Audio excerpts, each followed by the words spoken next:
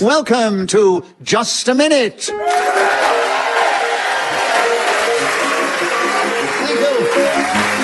Thank you.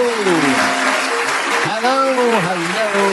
My name is Nicholas Parsons, and as the minute waltz fades away, once more it's my huge pleasure to welcome our many listeners in this country and around the world, but also to welcome to the program this week 4 talented, humorous, clever individuals who are going to display their verbal ingenuity, their cleverness with words, with language, and humour as they try and speak on the subject that I give them, and they try and do that without hesitation, repetition, or deviation. And those 4 bright individuals are, seated on my right, Paul Merton and Clement Freud, and seated on my left, Sheila Hancock and David Mitchell. Would you please welcome all 4 of them? And seated beside me, Sarah Sharp, who's going to help me keep the score, run the stopwatch, and blow a whistle when the 60 seconds have elapsed. And this particular edition of Just a Minute is coming from the Radio Theatre in the heart of Broadcasting House. And we have a really hearty audience here. So we're going to begin the show this week with Sheila Hancock. Sheila, the subject we've got here is agony aunts. Tell us something about that subject in this game, starting now. I've always been very suspicious of this idea of agony aunts. I actually think it's an office full of people, not one person, because they couldn't possibly deal with all those different subjects. I also enjoy Pamela Stevenson's agony David, you challenge. Well, I think it's slipped into a language I don't speak. Yeah. It's called just hesitation. Hesitation. That's right, yes, it was hesitation. David, you have a correct challenge, and the subject is agony aunts. You have 42 seconds starting now. I don't have any aunts, as my parents are both only children, so I have never known the... Oh, Paul, challenge. Both your parents are children? Only children. They're only children? No, they're only... But they never grew up? It seems to be a harsh judgment. They may not have had your education, but there's no need to talk to them like that. It's a lovely thought, Paul, but he was conveying that they were only... What did you say? I was saying that... They were only children. If somebody doesn't have any brothers or sisters, they're called only children. Yes. Could be called orphans. Yes. They could be called orphans if they were also orphans. Or if their name was Orphans. Morning, Orphans. Morning. Alphonse and Orphans. 2 brothers. So, Paul, we did enjoy your interruption, so we give you a bonus point for that one. But, David, you were interrupted, so you get a point for that. Thank you. And you take over the subject of agony aunts, and there are 36 seconds starting now. No aunts ever came to my Christmases and caused agony by being snarky about the way... Paul, challenge. Snarky? Yes, snarky. It's, You say yes, snarky? No, I just said snarky, yes. Yeah. It's a lovely word. No, I think you can create words. Okay. Edward Lear was always creating lovely new words, yes. And so did Lewis Carroll, yes. And I think David Mitchell's entitled to do the same thing. Okay. Thank you very much. Yeah, hunting and snarky. And, we're allowed to make up words now. That's good news, isn't it?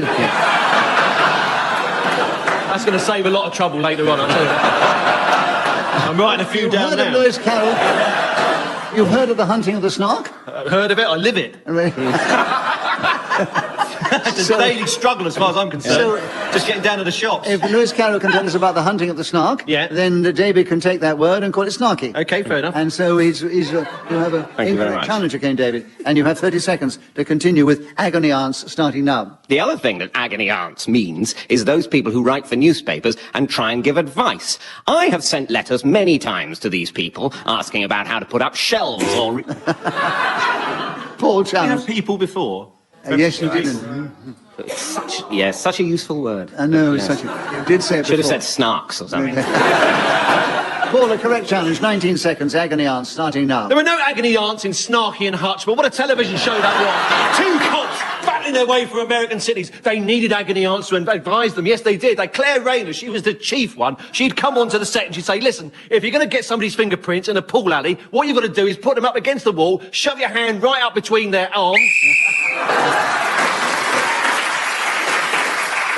In this game, whoever is speaking when the whistle goes gains an extra point, and on this occasion it was Paul Merton who had 3 points at the end of the round, and David Mitchell also had 3 points. They're both equal in the lead. Clement Freud and Sheila Hancock have yet to speak, and Clement, we'd like you to begin the next round. And the subject is after dinner speaking, 60 seconds starting now. Let me begin by saying that I'm still available. And very recently, like last Tuesday, I made an afternoon speech. I will repeat it now. Emperor, I said, Your Majesty, Royal Highnesses, Dukes, Earls, Marquises. David, you're challenged. A slight hesitation between various dignitaries. Maybe just to accord them a sufficient level of respect. I get lousy audiences like that at my after-dinner speeches every now and again. Well, that may be the pace at which you take your after-dinner speeches, but you were definitely pausing according to the rules of Just a Minute, Clement. Really? Yes. So, David, you have a correct challenge. Thank you. And you have... And you have after-dinner speaking, 44 seconds, starting now. After dinner, speaking is difficult because of the amount of wine I have drunk. But nevertheless, I do my best and try not to be sick on the tablecloth or say offensive things to ladies present. So I suppose the greatest skill in after-dinner speaking, if you do it professionally, like Clement or Giles Brandreth, or the kind of... Clement challenge. 2 oars. There are too many oars there. Oh. So 25 seconds available for you after a correct challenge, Clement. After dinner speaking starting now. Not forgetting the bride's mother. That's always... Another... Sheila Hancock? Was that a hesitation? That was a hesitation, yes. Yeah. You waited for the laugh, it didn't come. I didn't... And so it was a hesitation. Sheila, you have a correct challenge. After dinner speaking, 21 seconds starting now. I loathe listening to after-dinner speeches. They're usually rude or boring, and I feel sick when I have to make one myself, although I did once get an award as the best after-dinner speaker of the year. Mind you, that award is... yes. Paul challenge. Competition of awards. Yes. Sadly, much deserved, I'm sure. Yes. Paul, you've got the subject. You have 6 seconds available. After dinner speaking starting now. The secret of a good after-dinner speech is to look your audience firmly in the eye and start fighting. Right. Well, Paul Merton was again, speaking as a whistle went, getting that extra point. He's just ahead of David Mitchell, then come Clement, Freud and Sheila Hancock in that order. David, we'd like you to start the next round. It's what I admire about the Romans. I don't know whether it's your subject or your era, but tell us something about it in this game, starting now. What I admire about the Romans is how they managed to live in that very old city where other Romans lived many years earlier, and they try and make it easy for themselves by digging a tube network. But as soon as they got 2 railway lines underground done, international authorities, say from the United Nations, said, you must stop doing that. You're drilling through the foundations of many temples and destroying thousands of ancient and precious pots. We can't have you continuing to do that. Sheila, challenge. Did he repeat continuing? No, so an incorrect challenge. Yeah, you got an And extra David, point. you've still got the Romans, or what I admire about the Romans. 34 seconds, starting now. And the Council of Rome replied, don't you understand? We're trying to get to work. We need to live in this place. Clement challenge. Repetition of we. Oh, yes. Oh, yeah. You can see the response that got, Clement. Yeah. 27 seconds with you, Clement. What I admire about the Romans, starting now. Polanski and Abramovich are the 2 Romans whom I know reasonably. And what Roman does so extremely nicely is direct films, though not in America, where he has been summoned and convicted of a crime which disallows him from continuing to work in California and New York, which are mainly the 2... So Clement Freud was in speaker of the whistle when gained that extra point. He's now moved into 3rd place, 2 points behind David Mitchell and Paul Merton, who are in the lead equal. Sheila's trailing a little. Paul, it's your turn to begin, and the subject we've got now is digital radio. Tell us something about that subject in this game, starting now. Well, in many ways, it's a marvellous invention, digital radio. I particularly enjoy listening to the bees... David, you challenge. He lost the will to live, I think. So, David, you have a correct challenge. Digital radio, 53 seconds, starting now. Digital radio is something that we're supposed to be more interested in than in fact we are, because all it does is deliver the same thing we're used to, radio content, but a different way. And I don't see why that's so very fascinating. When the Postal Service moved over from horse and cart to vehicles with internal combustion engines, I don't think people were expected to be fascinated by the changeover, but because it helps to sustain companies like Currys and Dixons by making us replace perfectly usable radio sets in our houses, we're supposed to be interested and keen to involve ourselves. Thank you so much. I thank the audience for their sympathy, but I was dying there. You weren't. You were going magnificently, but you were going at such a pace, you got no breath left. Yeah. And so, Paul, you There was challenged. a bit of a hesitation there, I thought. No, I don't think so. I mean, he was really trying to struggle to get the words out. It was the thoughts I was struggling to get out. I think, rather than the words, but, David, 20 seconds for you to continue on digital radio starting now. I don't see why tuning in through a different form of technology is important as far as a change in the system by which we hear voices that are coming from a long way away. The important breakdown... Oh, Well, there was a hesitation there. yeah, it was, because he just yes. didn't know where he was going. There He really- was, yeah. We interpret that as hesitation. So, Paul, you got him with 9 seconds ago on digital radio starting now. Some music doesn't sound too good on digital radio. It's something to do with how they can... Clement challenge. He said summon something, That and is- I buzzed before he got the thing out. I didn't know it was going to be that sort of party. So, an incorrect challenge. Paul, you've still got digital radio and 5 seconds to go starting now. Beethoven's Fifth Symphony heard on digital radio. So, Paul Merton was then speaking as the whistle went, gained that extra point. He's now taking the lead, one ahead of David Mitchell and Sheila Hancock. It's your turn to begin. The subject is my ego. Can you tell us something about that in this game, starting now? I had a mouse called Ego because I saw him in the lounge and I said, there he goes, to my friend who shared the flat with me, and therefore I called him my Ego. He was grey and he had whiskers and little brown eyes and he went eek like that, and I got quite fond of him really and fed him with cheese and butter and chocolate because mice like chocolate very much. Oh, yes. Clement, you challenge. Yes. Chocolate. Yes. Too much chocolate you gave him.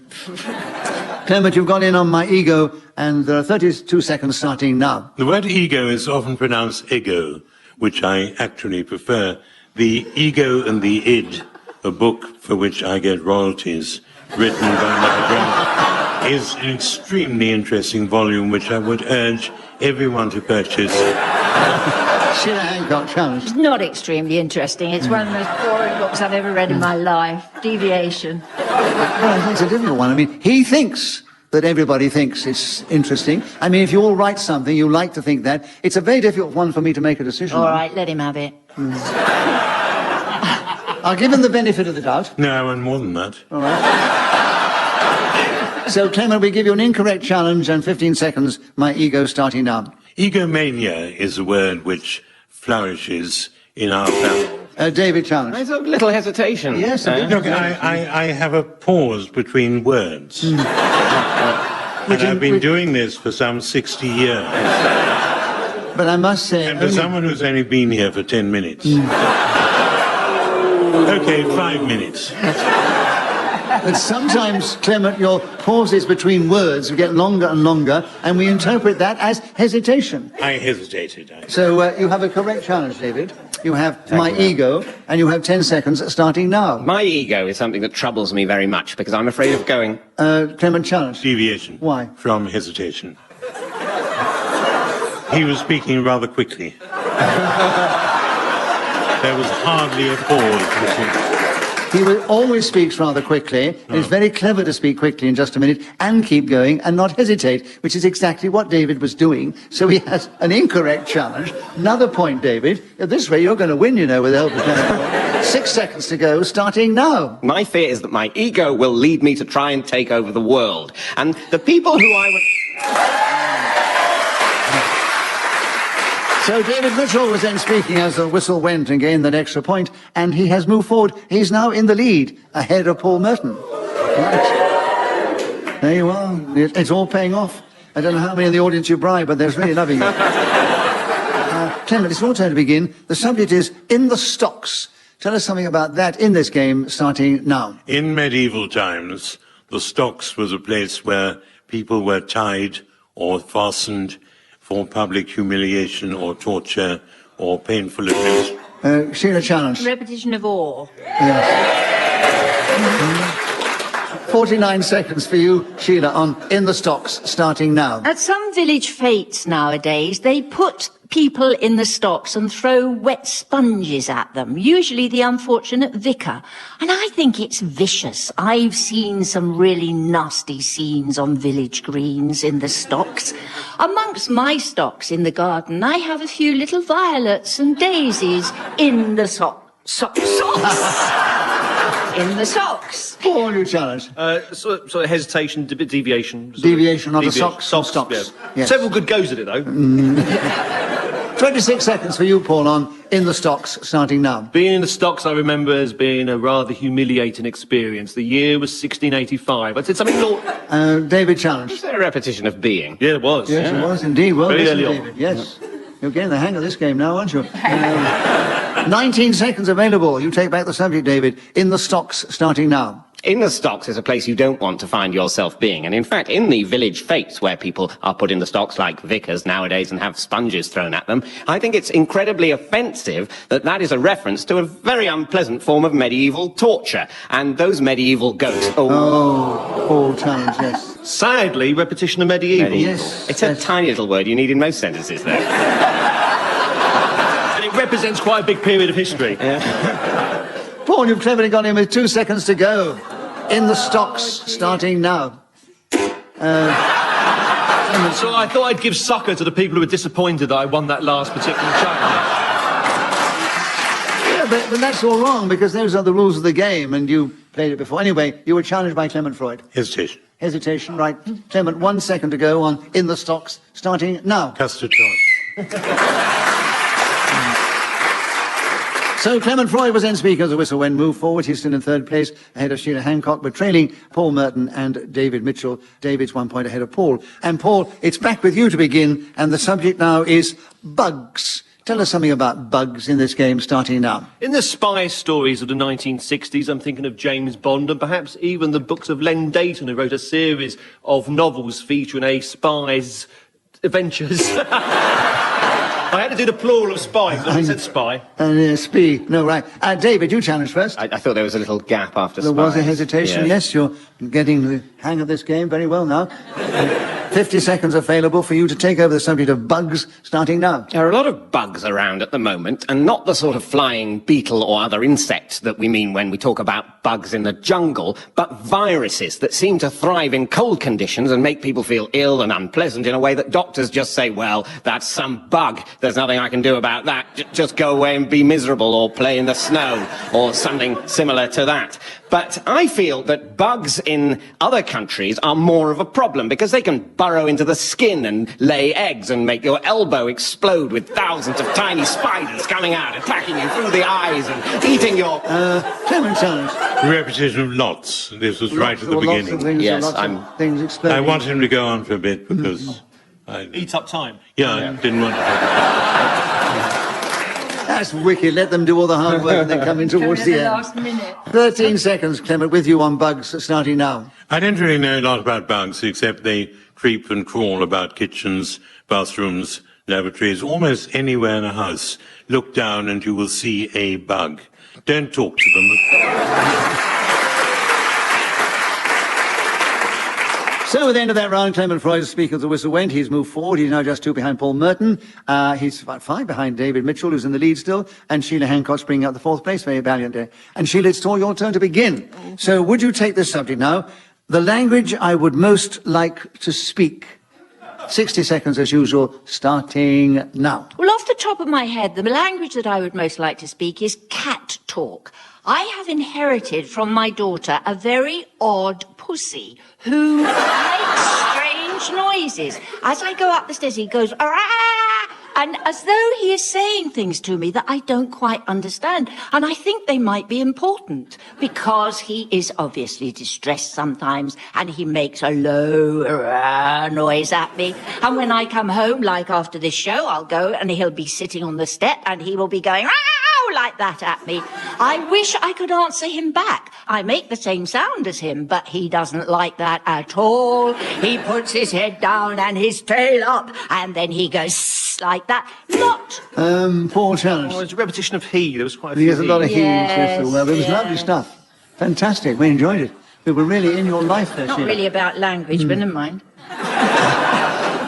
Paul, you got him with the correct challenge on the language I would most like to speak. 12 seconds available, starting now. I suppose I would like to speak French, but at school it wasn't an option. Seriously, I had to do metalwork instead, which struck me as a rather peculiar choice. I cannot speak to people in France, but I can make a very bad trowel.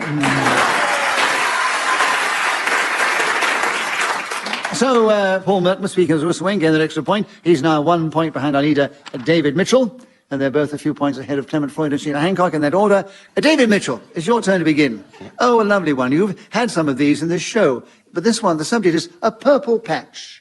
We talk about a purple patch in this game, starting now. A purple patch is what I get on my shirt whenever I drink red wine or Ribena. And it embarrasses me and makes me feel that I'm not a proper human and shouldn't go to meetings and won't be taken seriously. And people say, Betty's no good at home cooking. And in general, isn't a professional man about town like I wish I came across. A purple patch also refers to a period of creativity that's particularly intense and impressive. You're a writer, your purple patch would be when you wrote thousands and thousands of words in a day. Oh, Clement Thousands and thousands and Yes, thousands of words. Most of them the word thousand. And you went for 30 seconds at a tremendous pace. Well done, David. But Clement spotted the thousands. He pressed first. 30 seconds to go, Clement, on a purple patch, starting now. If you have a lot of bugs in your kitchen or bathroom or laboratory or anywhere else, and you get a carpet beater and smash them, you are likely to end up with a purple patch, which actually comes out of the carpets.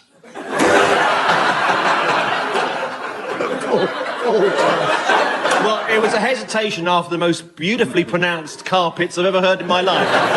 But it was a hesitation after that. It was a hesitation as he went into the S. Right. Oh, the expression on his face was worth it. 12 seconds with you, Paul, on a purple patch, starting now. Charlie Chaplin's film career from 1916 to 1917 is... David, challenge. Repetition of 19. 1916. Well, listen, David, you have 8 seconds. You've got back a purple patch, and you have 8 seconds starting now. Charlie Chaplin's film career from 1916 to the mid-20s was perhaps the most creative period that he enjoyed.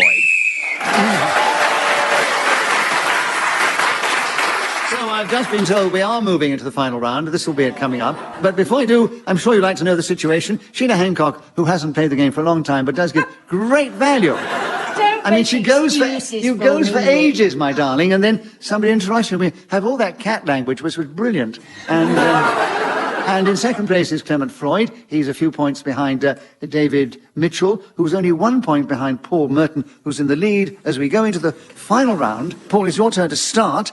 And the subject now is my favourite joke. You have 60 seconds as usual, starting now. A man goes into a restaurant and he orders a bowl of soup, and the waiter comes over and he's got the Oh, no, I can't. You've got to repeat it. You've got to repeat it. I know you have. David, you challenge first. Hesitation, we call it. 53 seconds. My favourite joke, starting now. My favourite joke is Boris Johnson. And I think that what's particularly hilarious about him is how he has managed to garner quite a lot of power, and soon we will see his malevolent intent. Although, actually, the more serious and powerful he becomes, the less funny I find him. And so, increasingly, what becomes my favourite joke is... Paul, challenge. Repetition of becomes. Oh, yes. Yeah. Comes before, right. Yes, Paul, well, listen, you've got back in on my favourite joke. 31 seconds, starting now. Another favourite joke of... Clement Freud, challenge. No, the subject was my favourite joke, not another favourite joke. Oh, I think you're being a bit pedantic. My favourite joke can be taken in many different ways. But not as one of my favourite jokes. The subject was my favourite joke. Well, I think he's right. All right, Clement, you win the argument. Benefit of the doubt. 30 seconds. My favourite joke, starting now. My favourite joke is of an Englishman, Scot, Irish. It amused... Don't they do anything? I don't know why you did it, because Scotsman and Irishman are one word, anyway. You It amused me. But strangely enough, Clement, our principal purpose is to amuse the audience. Don't tell him that. Don't tell him that. Oh, no, right. So, Paul, you challenge first. Well, it was a hesitation, Yes, right. wasn't it? And you've got my favourite joke, 23 seconds, starting now. 2 flies are playing football in a saucer. One says to the other, practice. He says, why? He says, next week we're in the cup. Now, I thought that when I was 7 years old, and then it was my favourite joke. I thought that was hilarious for a while. I certainly did. I would tell the other kids in school, have you heard the one about? And then I would relate the story, and they thought it was absolutely hilarious. So Paul Merton brought the show to end with a flourish there. Let me give you the final situation. Sheila Hancock, who gives tremendous value. She's so modest. You did trail the others a little in this game. But we loved your contribution, darling, and that's why you're here. Then came Clement Freud with quite a lot of points there, and we always enjoy his contribution. And then David Mitchell, who's only played the game once before, looked as if he could be the winner at one time, but he did fantastically, finishing in second place, but he was 3 points behind Paul Merton, who is this week our winner. So it only remains for me to say thank you to these 4 fine, funny players of the game: Paul Merton, Clement Freud, David Mitchell, and Sheila Hancock. I thank Sarah Sharp, who's helped me with the score, blown her whistle greatly. We thank our producer, Claire Jones. We're indebted to Ian Messiter, who created this amazing game. And we're indebted to this lovely audience here, who've cheered us on our way magnificent. And we leave with happy memories. I hope you will do the same. From our audience, from me, Nicholas Parsons, and our panel, goodbye. But tune in the next time we play Just a Minute!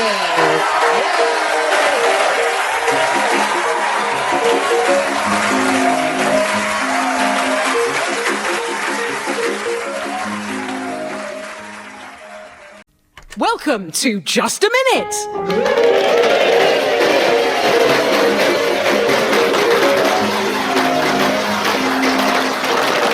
Hello, Sue Perkins here, and as the minute waltz fades away, what a joy to welcome you to Just a Minute. And of course, we're welcoming also our remote audience, who join us in the radio theatre from their homes all over the UK, and perhaps, who knows, even from around the world. Let me introduce you to the 4 talented, brilliant people who are going to be playing Just a Minute this week. They are Paul Merton, Sheila Hancock, Deliso Chaponda, and Jan Ravens. Go crazy for all 4 of them! I'm going to be asking them all to speak on a subject that I give them for 60 seconds without hesitation, repetition, or deviation. So let's see how that all goes. Now we're going to start with the evergreen Paul Merton. And the subject on the card is Doctor Doctor. Can you speak for 60 seconds without hesitation, repetition, or deviation on Doctor Doctor? Your time starts now. There used to be a whole series of jokes that started off with Doctor, Doctor, I think I'm a pair of curtains, well, pull yourself together. That was one of the remarks that you would often hear. Or Doctor, Doctor, I think I'm a Labrador, climb up on the couch. Ah, Deliso. Repetition of I think I'm... Yes. Yes. Oh, correct challenge. Well done. So that means you get the point, Deliso, for a correct challenge. You've also got 45 seconds on the subject of Doctor Doctor, starting now. My mother is a doctor and my brother is a doctor, so I live in a house with Doctor Doctor. And I always feel like a failure because they wanted a 3rd doctor and they got a comedian. If I could go back in time, stop time, I would go back. Jan, sorry everybody. There was a repetition of time. There was. Good point. And it was very close together, so it was a correct challenge, Jan. One should never, ever, ever feel sorry for applying a format to a show. Never. Which means you get the subject. You've got 30 fulsome seconds still remaining. Tell us about Doctor Doctor, starting now. Doctor Doctor would be a very reassuring name for a doctor. I think you would be under no illusion that he was able to do what he was setting out to put forward. And I would be very pleased to go and see him. It must be very annoying to be a doctor, because when you're at a party or a social event, everybody would come up to you and say, Doctor, Doctor, I've got this horrible rash. What do you think? Oh, very close to the whistle going. It was very close to the whistle going. I was going to say, I don't think that everybody would come up to you at a party and say, I've got a terrible rash. I just don't think everybody, unless, of course, it was a particular share your rash party. It's been an eczema anonymous party. It was an impetigo festival, boss. Oh, well, that's fair enough. Yes. In which case, I love that challenge, Paul. I'll give you the point, but I'm going to let the subject stay with Jan. You've got probably a quarter of a second on Doctor Doctor, starting now. Doctor Doctor is the... Go on, Paul. Go on. Well, it was hesitation, but I don't want to draw attention to it. No, do you know what? Come hell or high water, you have, Jan, it's an incorrect challenge from Paul. You have 1/16 of a second. I know. It's gone to my head, the power. Doctor, starting now. Yes. Well done, and we're with you next, Sheila. The subject is, I think you'll be great on this, Bleak House. You've got 60 seconds on Bleak House, starting now. Well, I'll tell you something. My house has been pretty bleak in the last few months without any visitors or babies to hug. However, I think mostly people would think of Dickens' book, Bleak House, which I think, now I come to that. Yes, Paul. It was two thinks. Yes, there was a double think. Double think. And that's a correct challenge, which means you get the subject. 45 seconds on the clock, starting now. This is sheer heresy, I know, but I've never really got on well with Charles Dickens. Bleak House, what an awfully long story that is. I know his episodes were serialised in current magazines of the day, but they seem to go on forever. Bleak House, more like a pain in the I can't say. But I suppose when I think about Bleak House, there have been so many TV adaptations. Who can forget the one starring Giles Brandreth as the House? And it was extraordinarily bleak. Oh, I wish to see that. Sheila, you buzz. Deviation, I mean, that is unthinkable. Well, he did say who can forget. It turns out we might have forgotten. Yeah, everyone's forgotten. I'll give you a point because under the rules of just a minute, it is a correct challenge. But I was enjoying the flight of fancy that Paul was embarking on, so I'm going to make him stick with the subject. You've got 13 seconds, Paul, and your time starts now. Bleak house. The very words conjure up a house that is bleak. There's only one way of thinking of... Sheila's on it again. That surely is hesitation and repetition. Well, there was a little bit of hesitation for sure. There was. Yeah. So, you've got 6 seconds. It's back with you now. Bleak House, starting now. I was once on holiday in a place called Broadstairs, and I looked up and there was this beastly building. Well done. Broadstairs Tourist Board are furious. I can sense their ire already. You were speaking as the whistle went. Well done, Sheila. You get the point. Now, Deliso, welcome to the show. Good to be here. Hooray. Well, let's see what we have in store for you. This is a very jolly one. Your subject is Happy Mondays. Let's hear what you've got to say about Happy Mondays, and your time starts now. Mondays are not happy. They are bleak, miserable. Oh, Jan. Well, that's deviation, surely, because it's supposed to be about happy Mondays. So if you're saying that Mondays aren't happy, then surely that's deviation from the subject. Just because it's a subject doesn't mean it's true. It's simply a topic on which one can leap into immeasurable flights of fantasy. I would say this, it is Deliso's first time playing the game, and you buzzed in after he'd spoken for 3 seconds. So, I'm going to give... I know, but I know I'll be giving him so much more back, Sue. Honestly, I really will. He'll be recompensed. Well, of course you will be recompensed, because I'm going to say it's an incorrect challenge. You can speak however you wish about Happy Mondays. It's absolutely your topic. You've got 56 seconds left. It stays with you. Your time starts now. On second thought, Mondays are delightful. They are the most wonderful way to begin one's week. They fill you with vim and zest as you bounce along to work and engage in your daily funereal duties of doing the very deadening... Well, he clearly didn't believe that Mondays were happy, and he did his very best to convince us, but in the end he sort of hesitated. He did. His heart wasn't in it. I mean, you're right. It was a very strange interpretation of Happy Mondays. It was more Bleak House than Happy Mondays, but we enjoyed it. And for a debut, sensational, may I say. Paul, you gave a correct challenge there for hesitation. The subject now goes to you with 36 seconds on the clock, beginning now. The Happy Mondays, of course, were a very popular band that came out of the Manchester scene in Manchester in the 1990s. Twistin' My Melon Man was a particular song of theirs. Well, it may not have been a musical opus that they actually wrote, but it was in the lyrics somewhere along the line. Sean Ryder was the name of the individual that was the lead singer, and there was a guy called Bez who would jump up on stage and shake maracas tunelessly, although that particular instrument is more percussive, so you don't expect it to carry a tune, and he would be there with the rest of the group. Happy Mondays have survived through... A masterclass, as we've come to expect. You were talking as the whistle was blown, which means you get the point, Paul. Jan. The next one is with you. How to throw a surprise party. Okay, do you know anything about how to throw a surprise party? We'll find out. You've got 60 seconds, which starts now. I am the very best person to ask about throwing a surprise party because I threw a surprise party for my mum when she was 60. And she said the very thing she had always wanted was a bagpiper at her party. And so we organised a man from Speke to come and play at this festive event that we had arranged. And he said that he would play for 30 minutes. And I said, oh, really? Because we are paying 50... Oh, Sheila, No, it's hesitation. a correct challenge. So, Sheila, you have the topic, how to throw a surprise party, with 25 seconds remaining, starting now. I was the last person to call. Oh,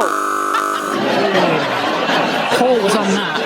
Well, she proved true to her word. She's the last person to throw a surprise party or indeed say the sentence. Yes. There was something of a word jam happening in the mouth there. Yes. That's all right. Paul's got the subject with 23 seconds on the clock, starting now. The best way to throw a surprise party is to not tell the person that it's their party or indeed invite them, because then you get in the way. The bagpiper that Jan mentioned earlier was me in disguise, and her mother was extremely pleased with the renditions of all the Highland tunes that I was able to produce from that sometimes melancholic instrument. How to throw a surprise party? First of all, you must make sure that your victim...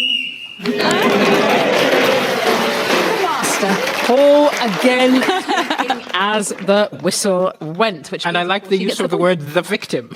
Yes. Let's do some scores, shall we? Why not? In last place currently, we have our brand newcomer to the show, Deliso, but it's very neck and neck, so do not be afeared. It's all to play for. In third place, just in front of him, is Jam. In second, we've got Sheila, and heading the way by some margin at the moment, we've got Paul, but we're going into the second round.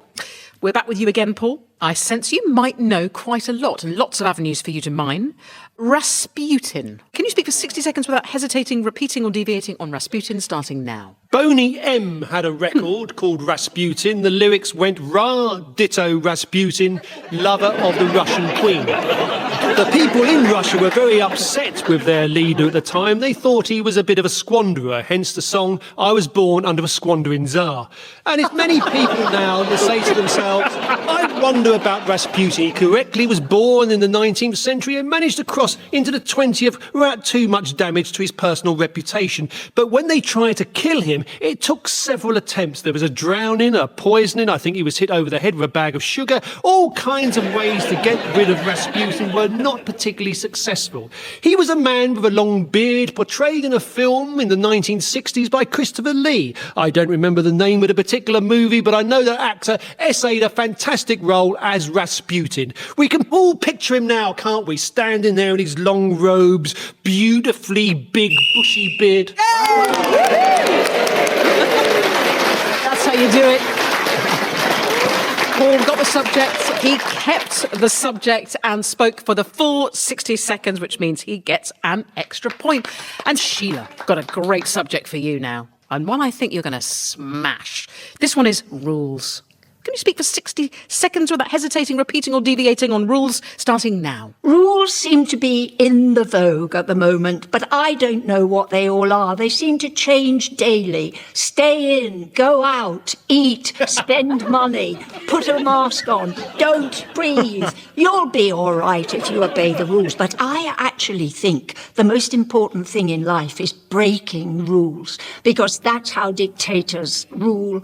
They make up all these regulations that you have to do. Always, You were going brilliantly there. I was enjoying the government messaging being one of them being breathe or don't breathe. I was enjoying it. It's a correct challenge. Well, actually, did you enunciate your challenge? Oh, yes, it was hesitation. Yes, it was hesitation. Yeah, definitely. So you get a point for a correct challenge. 29 seconds on the clock on rules starting now. There's a rather posh restaurant in central London called Rules, and it goes back many decades. Charlie Chaplin, Buster Keaton are just two of the famous comedians who have dined there. I myself, in a much lesser category, have been there on several occasions. Rules are there to be obeyed, but they also, as Sheila says, must be broken on occasions. If you don't... A challenge from Jan. Was there a repetition of occasions? No. No, I don't think so. Paul's very vociferous. I think it was occasion and occasions. Ah, well. Paul's very good at plurals and singulars. Got me where I am today. Absolutely. So I'm going to keep that with Paul with just 7 seconds remaining. Rules starting now. You sometimes see signs in the middle of nowhere that say, please do not throw stones at this sign, which kind of... Oh, Deliso, you just got in there. Repetition of signs. Sign and signs, he's done it again. Oh, he's done it He's again. done it again. He's known for it. I don't think there is a sign that says don't throw stones at this sign. I think you've made that up. Oh, you want to get out there. There's loads of them around. Where have you seen? Chesterfield. It's deviation. Chesterfield and Chesterfields. He's made it up. It's deviation. I'm not standing for any of it. I'm saying that Paul was speaking... well, he's got 1/16 of a second on the subject of rules, starting now. Heliotrope. Yay! Can I just say I've made a massive rod for my own back subdividing seconds in this way? Yes. You have, yes. One show only, I feel. Deliso, Yes. a treat for you, I think, in these current climes. Your subject on the card is Zoom etiquette. Okay, Zoom etiquette. And your time starts now. Zoom etiquette is very important on those unfortunate moments when you are trapped on Zoom. Simple etiquette is things like do not spit at the screen, do not scratch parts of your body. Oh, Sheila. Two do nots. Yes. In close I'm proximity. being mean, I'm sorry. The audience have to. It's accurate. It's accurate. I accept it. Okay, Sheila, your challenge was correct. It was indeed repetition, sadly. You've got 46 seconds remaining on Zoom etiquette starting now. Well, I think the most important thing is to actually not always be in pyjamas, which I am, as it happens. Also, not to drink tea and drinks of all sorts, because it's kind of offensive. Oh, Yes. no. I withdraw it because it was the plural thing. Drinking drinks. They Now are, I understand. they're minxes. They're toying with your mind. Toying with my brain. You've got to rise above it. Yes. I know you will. I know you will. All right, it stays with you, Sheila. You've got 34 seconds on Zoom etiquette starting now. The other thing is not to use the chat facility, which is very distracting when people are doing things behind your back instead of looking at you in the camera. Ah, Jan. Hesitation. I wondered where that consonant was going. It was fiddling. Yes. Fiddling. Could have been almost anything, but it began with S. Yes, that was the worry. That was the worry. Jan, your challenge, my lovely. Was hesitation.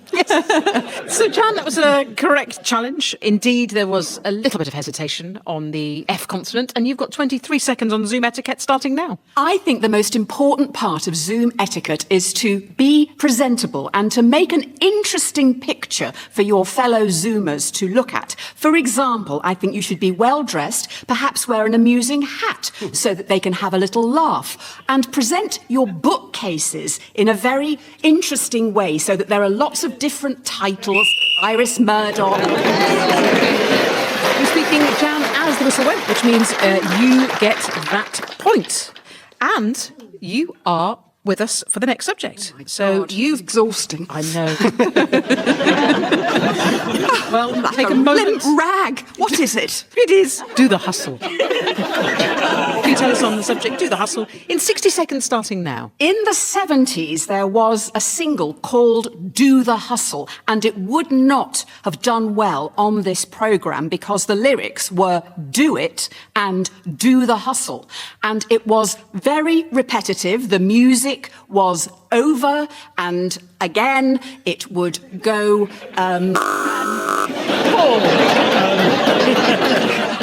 Losing the will to live, I think. Yes. But it was hesitation, I thought. It was hesitation. There was a slow and gradual wind down. Yes, it was like going down the plug hole, wasn't it? It was that sort of It's difficult not to repeat. Yes, especially, I mean, it's a hard topic, this, Do the Hustle. Yes. You've got 38 seconds on it, Paul. I won't need those. No. Take as many as you want. Thank you. Starting now. Do the Hustle by Van McCoy was a very popular hit in the 1970s. I am now going to sing the song Do the Hustle. I think she was making intervention at this point. I'm sorry. I was so shocked at the thought of you. I didn't mean to press it. My hand jumped. Because before we sing. We're going to sing. Some people say you've done a service to the nation. Yeah. Sorry about that. I'm very much inclined to let it stay with Paul because I think everybody wants to hear the dulcet tones.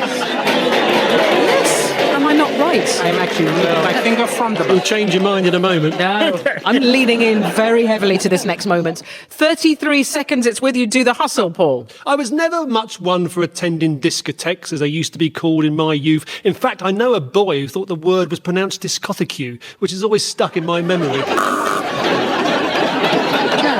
Discotheque and discotheque are actually the same word. Yes, pronounced differently. I'd say because it's pronounced differently, I'm going to let it stay with Paul, but I think it's a very good challenge and I'm going to give you the point for it nonetheless. Well, because thank of course you it very much, is the same.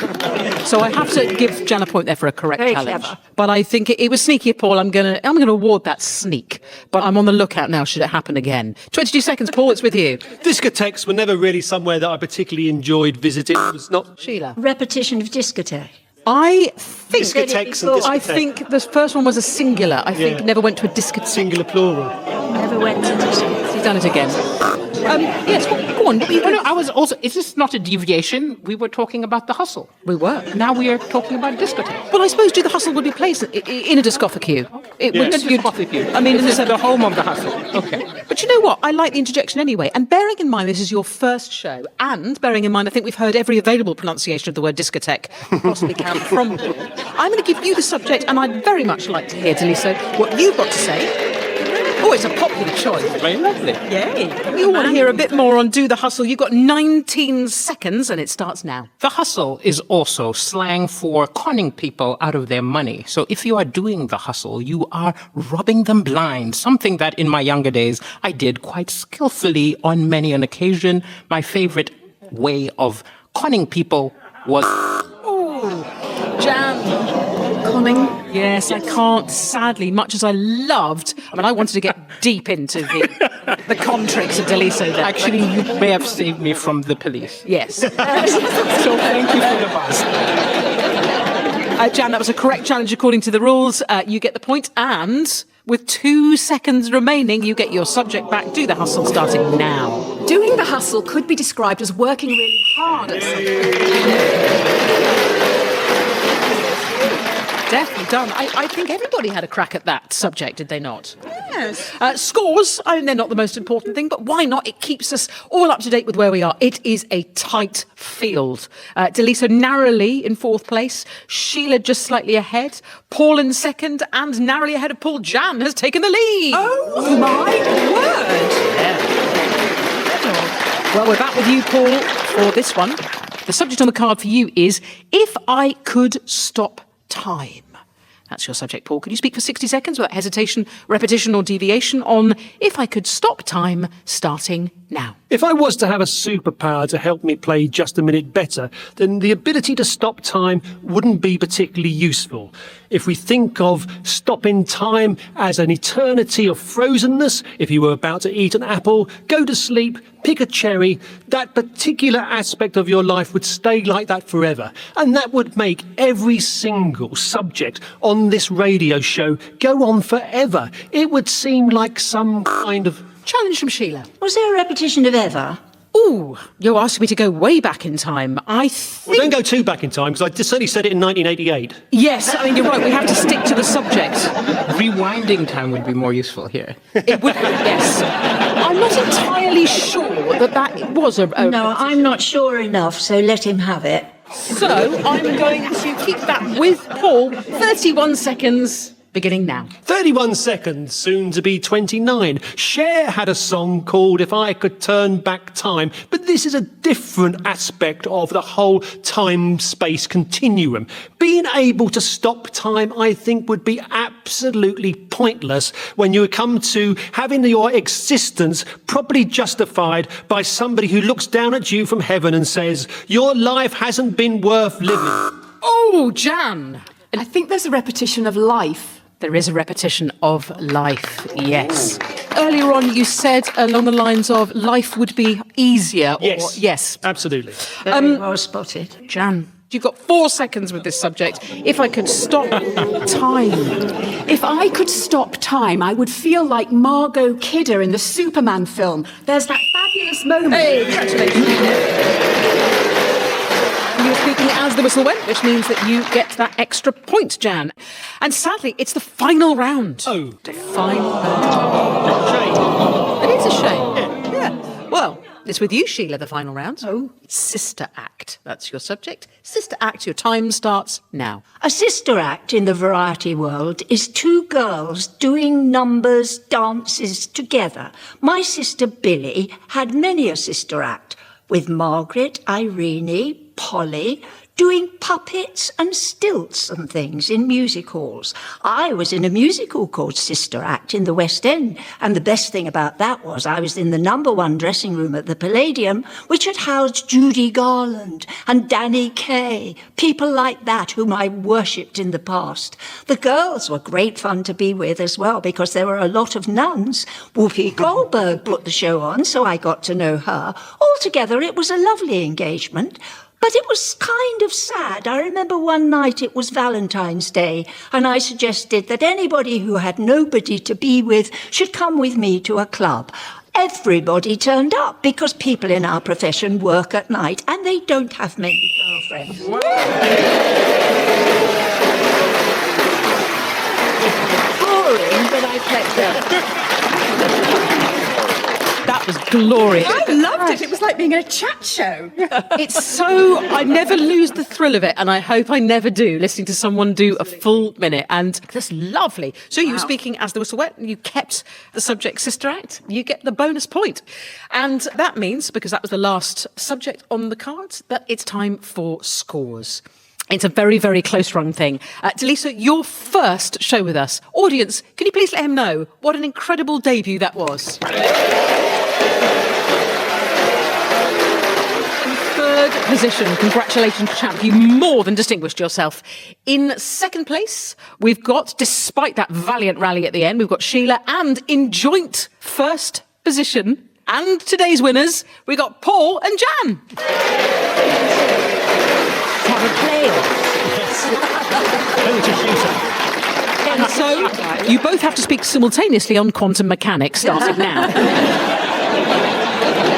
And there, my lovelies, I'm afraid we have to leave you. But first of all, a huge thanks to our delightful players of the game today, to Paul Merton, Sheila Hancock, Delisa Chaponda, and Jan Ravens. We are indebted to Ian Messiter, who devised the show, and of course, to our beloved Nicholas Parsons, who chaired Just a Minute for over 50 years. We also thank Caroline Barlow for blowing her whistle. The producer was lovely Hayley Sterling, and it was a BBC Studios production. So this is Sue Perkins saying thanks for listening, and please do join us next time we play Just a Minute.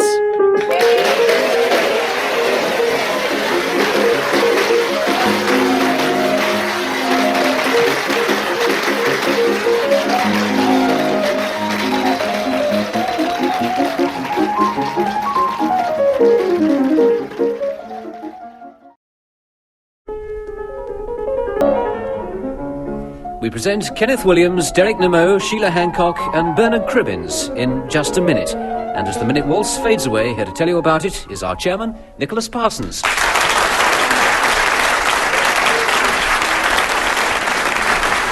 Thank you. Thank you very much. Hello and welcome to Just a Minute. And once again, I'm going to ask our four panelists to speak, if they can, for just 1 minute on the subject that I will give them, without hesitating, without repeating themselves, and without deviating from the subject on the card in front of me. And we're going to begin the show with Derek Nimmo, and the subject, Derek, is customs. Can you tell us something about that in just a minute, starting now? I really do loathe going through customs sheds when one arrives in this country. One always feels extraordinarily guilty for some totally obscure reason, generally because one has rather too much wine, perhaps, in the bottom of one's case.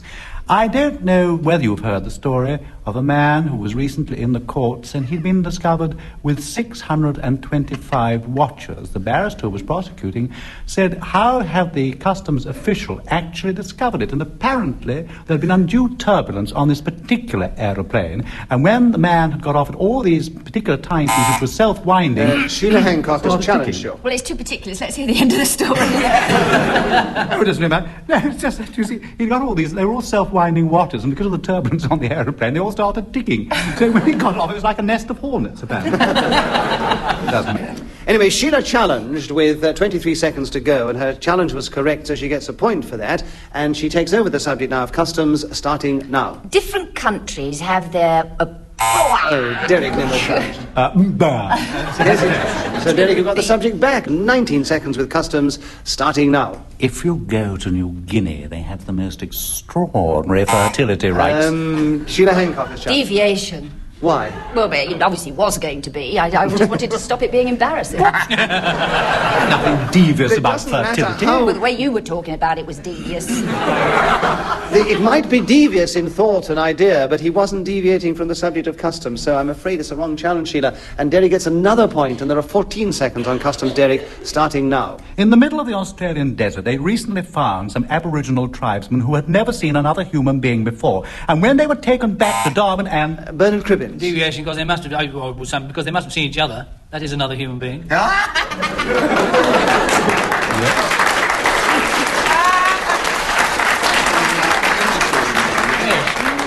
Well, Bernard, you get a point for that, and 6 seconds to take over the subject of customs, starting now.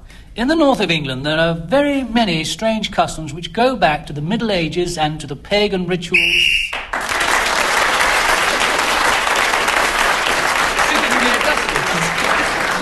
So, the whistle that Ian Messiter always blows for us after 60 seconds tells us that the time is up, and whoever's speaking at that moment gains an extra point, and it was our guest, Bernard Cribbins. And Bernard, at the end of that round, the first round, you're equal in the lead with Derek Nimmo. Thank you. And would you begin the second round for us?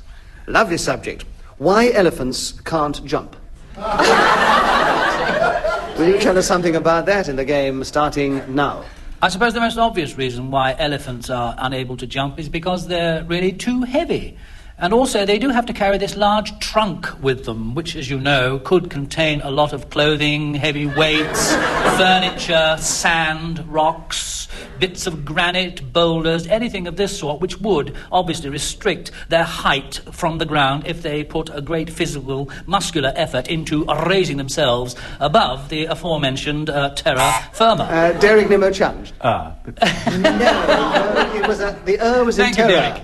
It was terra firma, and Bernard, you keep the subject for and for incorrect challenge. Another point, of course, and 29 and a half seconds left, starting now. Another reason that elephants are unable... Derek Nimmo There challenged. is no reason. Yes, you did What mention the reason? word reason before. Did I? I'm sorry. I've Bernard, lost my yes. reason, yes. Yes. There are 27 seconds. No, 28. Why elephants can't jump with you, Derek, starting I know now. Mr. Bernard Cribbins has been up to Candy in Ceylon and has seen the elephants bathing in the beautiful river Kenneth there. Williams has challenged. Yes, I thought there was a bit of hesitation I there. think you'll be right, too. I'm afraid there was. So you take over the subject of why elephants can't jump. And 23 seconds, starting now. Well, elephants can jump, and I don't know why this statement as to their inability was ever made. Whoever did, obviously, is nothing of a zoologist.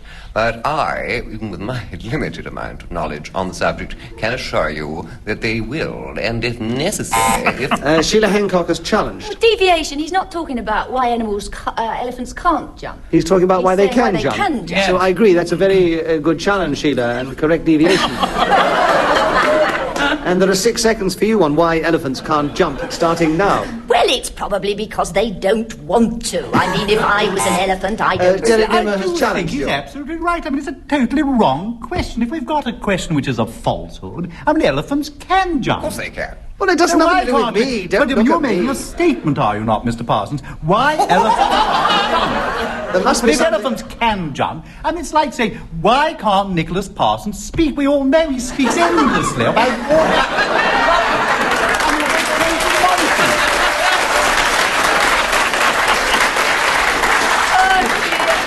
I didn't think it'd be long So before what- we were nick-baiting. I agree, yes, and I'm always very suspicious when he calls me Mr. Parsons, too.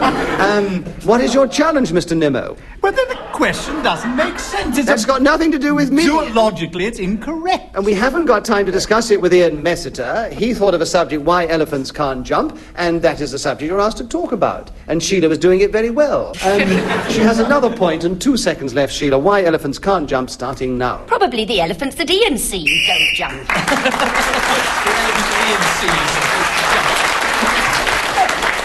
So Sheila Hancock now has the lead at the end of that round. She's one ahead of Bernard Cribbins and Derek Nimmo, and Kenneth is trailing a little. And Sheila, will you begin the next round? And the subject is... Sorry, no, sorry. Yes. I didn't say a little what, just a little. No, I did. A little behind, actually. Wind power's a subject, Sheila, 60 seconds starting now. Wind provides a lot of power, I suppose, particularly in Holland. I mean, all those windmills wouldn't go round if there wasn't something blowing it. And they, in turn, grind corn and various other forms of foodstuff into bread. Then there's yachts. They wouldn't sail around unless there was something puffing away into their... Derek Nimmo has Repetition of unless and something. Something, that's right, yes, there was a repetition of something, I'm afraid. And there are 38 seconds on wind power with you, Derek. Prime example of wind power is Nicholas Parsons, who at the present moment holds the Guinness Book of Records for the longest speech in the history of mankind. Would you believe the aforementioned P over there spoke for 7 hours? Who in their right mind, whether they be elephants, would go or whatever, would go along here? Wind power. Sheila Hancock has challenged. Would go. Would go, yes, but that's what they all would go. And Sheila, the subject is wind power with you for a correct challenge and a well-deserved challenge and a well-deserved point. 11 seconds starting now. Actually, I think Derek, for his various outbursts, must have quite a bit of... Kenneth Williams has Deviation, Derek and his outbursts. This has nothing to do with wind power. Oh, I wouldn't say that. I've never seen a finer example of unadulterated wind power than Derek Nimmo's outbursts. I think you're mixing the I was going to business say of the power in oratory his or lungs. rhetoric with wind power, and if you did that... Well, wasn't that what Derek was talking about, my wind power, when he was talking... Wind power drives things, you see, like a sailing or a ship Yes, or I mean- a Mad windmill. the way they're going on, If you're going to put it in the other context, you make nonsense of it. No, you don't. You often talk about old windbags, and the old windbags on the Nicholas wind power.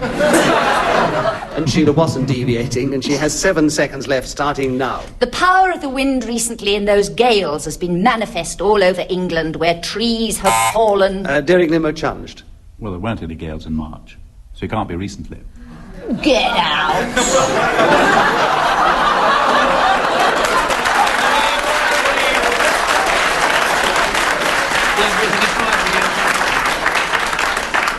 How do you know there weren't any gales in March? You weren't in the country, probably. I think I might disagree with every challenge of his from now on. And there are 2 seconds on wind power, starting now. Wind power is...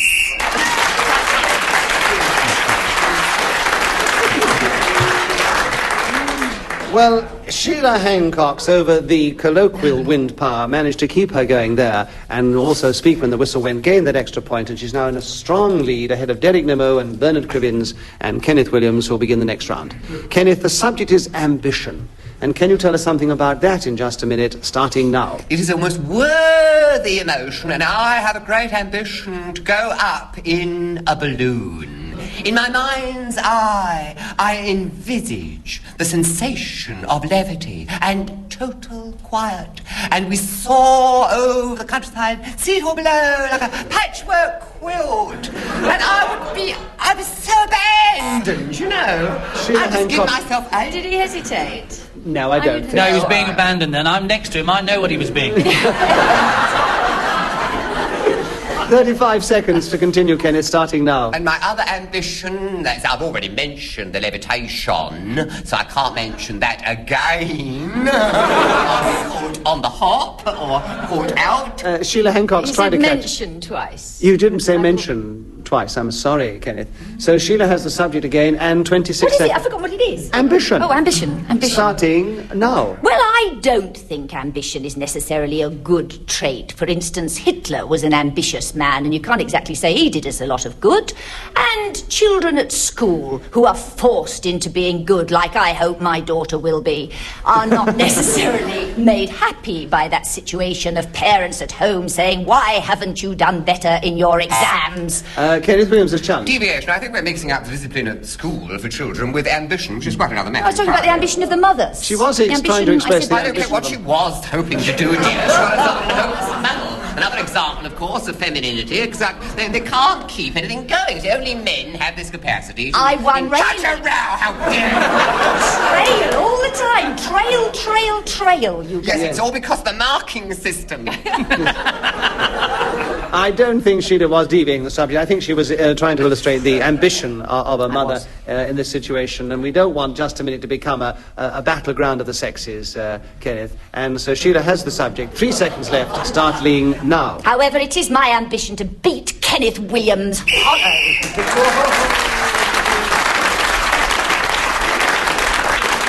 Sheila, with the number of points you have now, I think you're going to beat them all hollow. Good. So, invariably beat Kenneth hollow in just a minute anyway. Derek Nimmo, would you begin the next round? It's called Keeping a Watch. And we're back to watches we were talking about in the customs thing, wasn't it? There are 60 seconds on that subject, starting now. I often keep a watch on elephants jumping. When we go to a circus, they'll climb up onto these little barrels and then leap downwards from them onto the ground of the floor of the circus tent. It is one of the most fascinating thrills, I think, of going to the big top. Other things associated with watches, of course. Kenneth Williams, a challenge. Yes, hesitation there. Yes, I heard it. Was there? Yes, I heard it. Oh, well, if you heard it. Right, Kenneth, you have the subject of keeping a watch, and there are 37 seconds starting now. I had to do this in the army when I was a sentry outside an armory in Bombay, and the night was very, very hot, and there were... Derek Nimmo has challenged. The night was very, very hot. Yes, I'm afraid there was more... Well, it's a good story, you great nit. Derek, you've cleverly got the subject back, and there are 32 seconds on keeping a watch, starting now. Last time I was in Bombay, I watched my poppadom very carefully most of the night, and it was quite... Kenneth Williams has... I don't understand. How can you wash your poppadom? Watch a poppadom. Watch? He watched it. Oh, I thought you said he washed his poppadom. I was going to say. Mind you, his diction's terrible, isn't it? Shows his poppadom.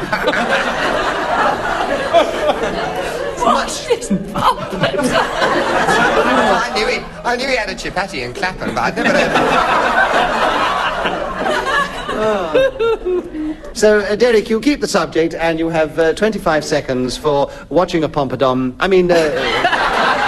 Keeping a watch, starting now. I was keeping watch on the quarterdeck, playing with my parata, and I suddenly saw in the distance this elderly Sikh who came over to me and said, Salam alaikum. I replied to him in kind. Kenneth Williams has Now, I happen to know Sikhs don't say Shalom Alaikum. They do. No, they don't, They mate. do. No, they don't. Not Sikhs, because Sikhs are from Hindustan, and that They're is... from the Punjab, you great nana. How dare Mr. Chairman, are you going to countenance me being called a great nana? What he said? I'm saying away. Do I look like a just great a minute. nana? I know now why they call it just a minute, because I have to keep on saying them all. Just a minute. So, Derek, you have 13 seconds on keeping a watch, starting now. I was one day keeping a watch over my meat Godomba roti up in Kashmir, and towards me came... Kenneth Williams. I want to know what a meat Durunga boat is. I mean, this audience is completely bewildered. That bloke's almost dropped off. Look. And you can't get them in A Kashmir. meat Godomba roti. It's a very beautiful Sinhalese dish. It's made Well, with you the said you meat- were in Kashmir. What the hell are they making in Kashmir? It's in Sri Lanka. You can have a pork chop in Tel Aviv. Made by a Same thing at all. A pork chop? You can have a pork chop made by a Sikh in Tel Aviv if you want. No, you can't make a pig. What were you doing with this? What were you doing with this dish anyway? Yeah. Well, if you'd listened, you'd have heard this wonderfully fascinating And I'd story. rather hear what happened when you washed your poppadoms. I mean, you can't do We anything. never heard the end of that. No. The subject, believe it or not, is keeping a watch, and Derek Nimmo has 5 seconds to continue, starting now. 35 seconds to 4 o'clock was the time when I looked at my little tick-tock. Hello, I said.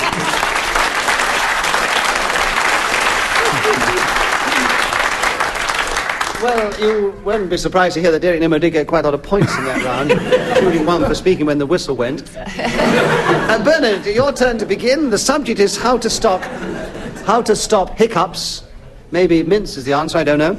And you have just a minute in which to tell us about it, starting now. One of the best ways to stop hiccups is to take a cube of sugar and place it on the back of the tongue and suck it very slowly. On the other hand, you can use the very old-fashioned remedy of taking a glass of water. Shall I demonstrate this? It's very intriguing. Take a glass of water...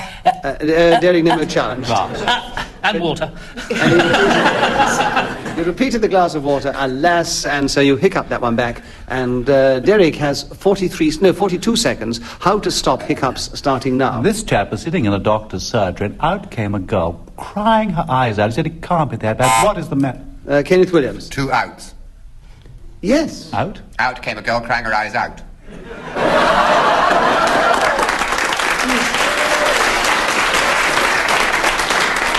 Kenneth, you were so surprised, because Kenneth doesn't usually listen as sharply as that. But well done.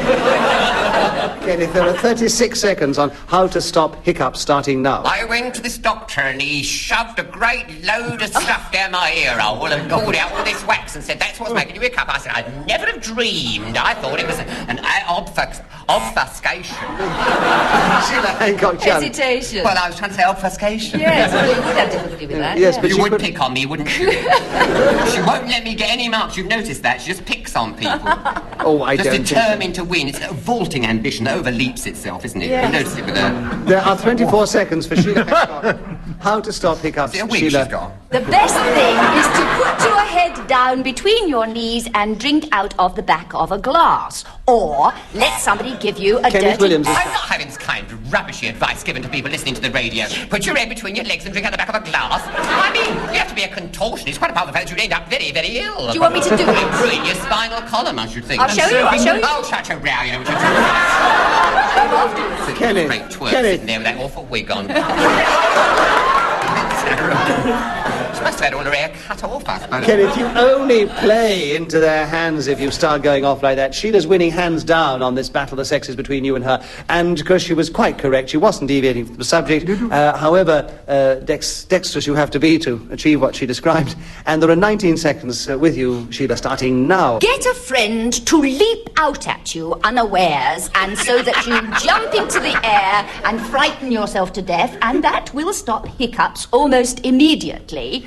Or alternatively, get somebody to thump you hard upon the back so that... Actually, Derek Nimmo did challenge with about half a second to go. What was the challenge? Repetition of back. Oh, yes. Thump on the back, that's right. Yes, I'm sorry. Hadn't the buzzer gone by the time I said it the second time? No, there was half a second to go. Derek, you've got the subject. Half a second to go, starting now. I always like... Presumably you put on a little hat. In spite of Derek getting in just before the whistle, Sheila is still in the lead, 2 ahead of Derek Nimmo. And we're now with Sheila to begin again, actually. Dear. The subject is fables. Fables? Fables. Will you tell us something about that, Sheila, in just a minute, starting now? I suppose the classic thing that comes into your mind when you say the word fables are Aesop's fables.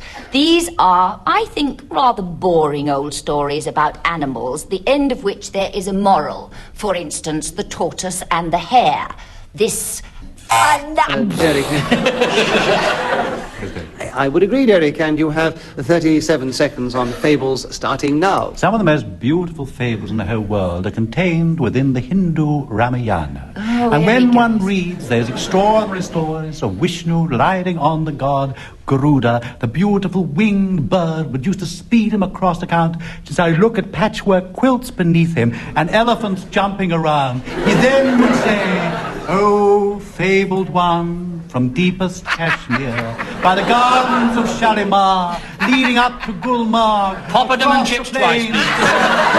and sometimes, whatever the winter that was blowing behind him, this monumental beast of the gods would rise and cry, oh."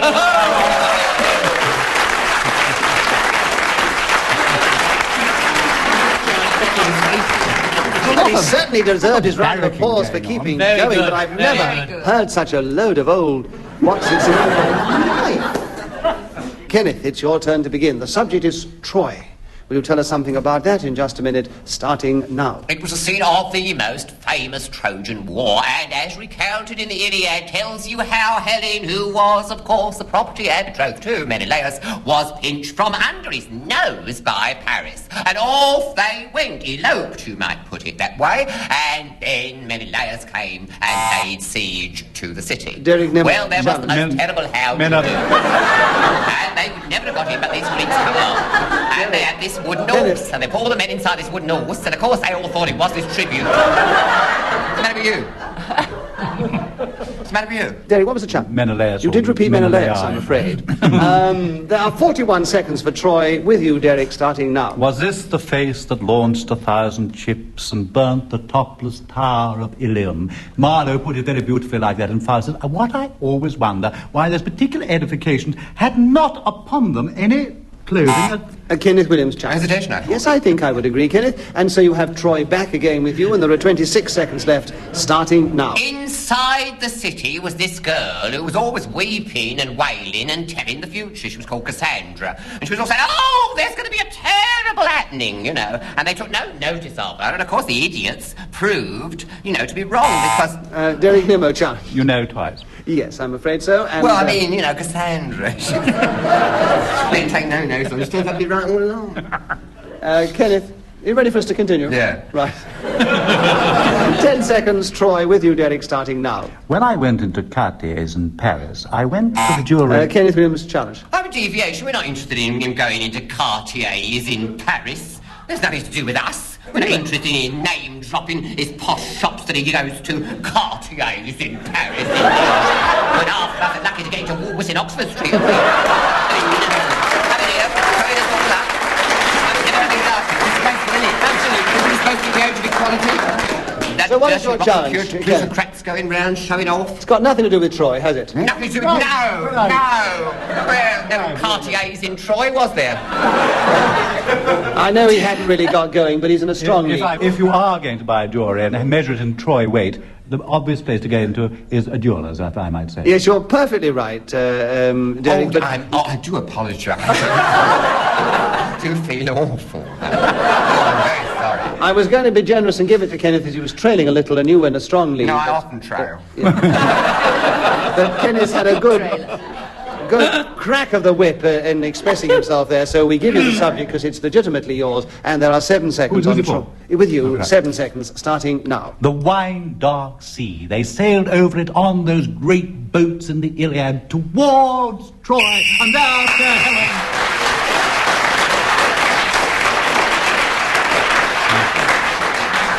Well, that magnificent flourish of Derek Nimmo's brings us not only to the end of the round, but the end of the game and the contest, if you can call it a contest, because we do play it all for fun, so don't write and tell me that somebody should have had a point who didn't get one. But at the end, in the game, Bernard Cribbins, our guest, coming back after his previous triumphs, finished in the same place, and... That's consistency for you. Yes. As before, 1 point behind Kenneth Williams, who, as before, was quite a few points behind our two leaders. Sheila Hancock came second, and Derek Nimmo is this week's winner.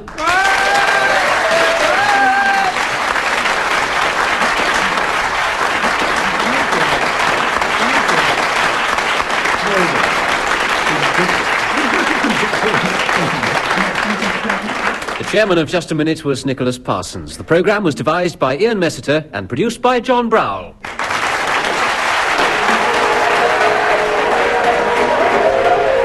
Welcome to Just a Minute.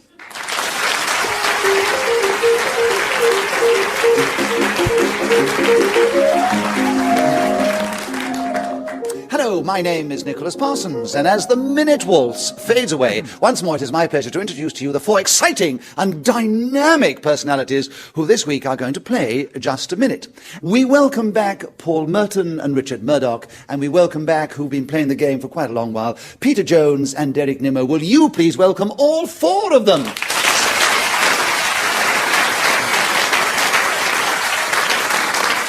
Beside me sits Ian Messiter, the creator of the game, who not only blows his whistle when 60 seconds are up, but also keeps the score for us.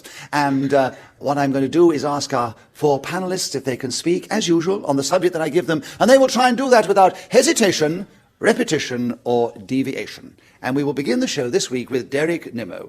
Derek, the subject is coconut shies. Will you tell us something about that subject in this game, starting now? I've always liked going to the fairground and taking part in a coconut shy, or rather shying at coconuts. The first one I ever went to was at Blackpool and then at New Brighton on the Wirral Peninsula. I do think it is the most exciting game. And when you see the chap standing there saying, I've got a lovely bunch of coconuts, I possess a pair of beautiful balls. There stands my wife, the idol of my life, singing roller, spherical object, roll one like that. It's a very nice game to play. And you have marvellous prizes, of course, too. Peter Wonderful prizes they have. Repeated the word game. He repeated game. Did he? Yes, he did. Game at the beginning. He tried to shout you down, Peter, so you couldn't even get your challenge in. I know he did. Very difficult sitting beside him, isn't it? That was a correct challenge, so you get a point for that. And you have 24 seconds to talk on the subject of coconut shies, starting now. My experience was, when I was a boy, that the coconuts were always very heavy and the balls very light.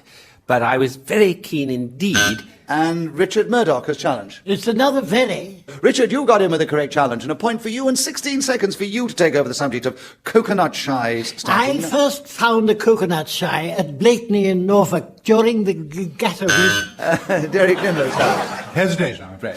Yes. Hesitation's correct, so you get a point for a correct challenge. Take over the subject. 10 seconds, coconut shies starting now. Quite the nicest coconut shy that I ever came across was when I drove from Melbourne on the long road to Geelong. And when I got there, I found this fairground par excellence. And Paul Merton has challenged. Repetition of fairground. Oh, correct. You talked about the fairground before. Very well yes. listened, yes. So, not only that, we have heard from everybody in the first round. Isn't that exciting? And there is half a second to go, so you've got in marvellously just before the end. Paul, coconut shy starting now. Coconut.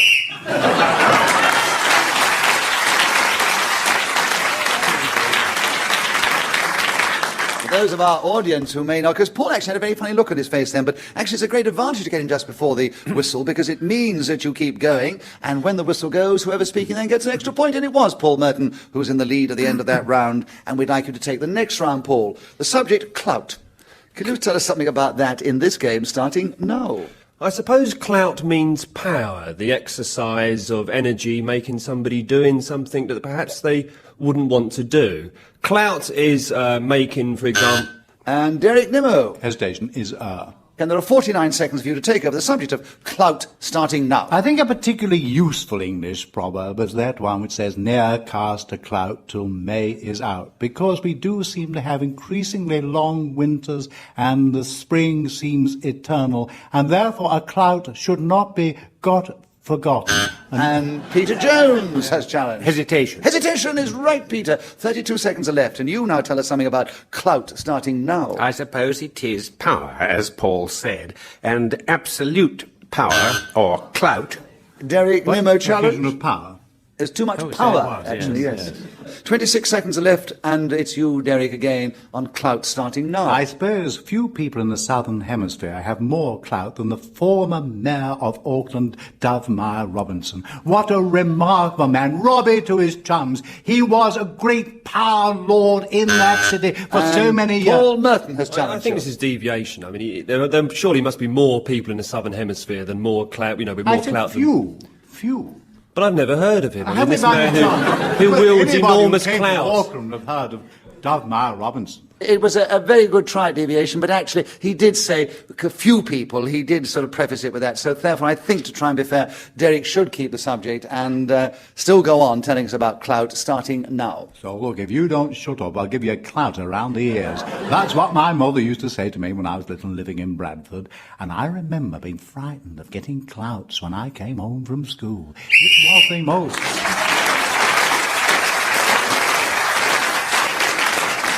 Well, Derek Nimmo got a number of points in that round, including one for speaking as the whistle went, and therefore he has leapt into the lead at the end of the round. Richard Murdoch, will you take the next round? The subject is the ideal garden. Will you tell us something about that in this game, starting now? Well, the ideal garden has fairies at the bottom of it. You just keep right ahead and keep past the gardener's shed. It also has a little wood with moss in it and beetles, and a little stream that quietly runs through. You wouldn't think they dare to go merrymaking there, but they do. And another thing that you have to have in this garden is 3 dimensions: sight, sound, and scent. The sound,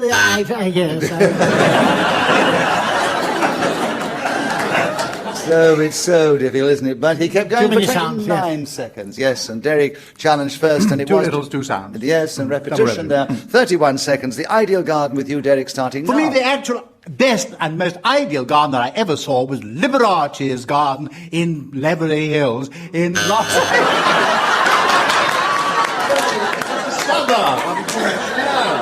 It's the flat part of Beverly Hills, Leverly Hills.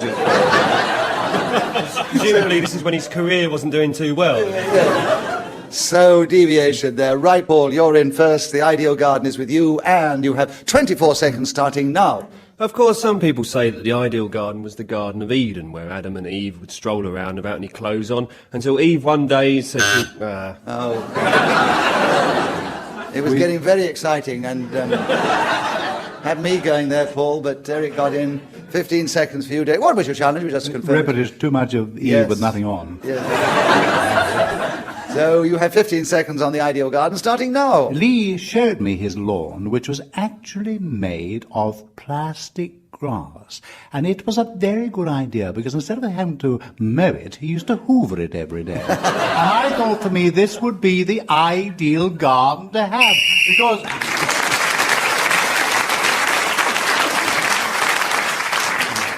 Ideal for Liberace, but I don't think the ideal garden. Derek, you kept going to the whistle and gained that extra point. You have increased your lead at the end of the round, and it's Peter Jones' turn to begin. Peter, the subject we've got here is a useful thingamabob. It's an unusual subject, but you're not an unusual personality, so can you talk in an unusual way for 60 seconds if you can, starting now? A useful thingamabob, or doodah, is a sort of whatchamacallit, and was invented by, what's his name? Richard Murdoch challenge. There was a slight hesitation. He had an in there, which I don't with all think those, he... yes, with all those words he was getting, I'm not surprised. So, yes, but Richard, you were correct. It was repetition, and you have 50 seconds to tell us something. Repetition of what? Sorry, hesitation. Hesitation. I've only been doing this for 22 years. I'm not quite sure of the rules yet. I know. Another year or two, you'll be getting into it. Another year or two, they'll put him down.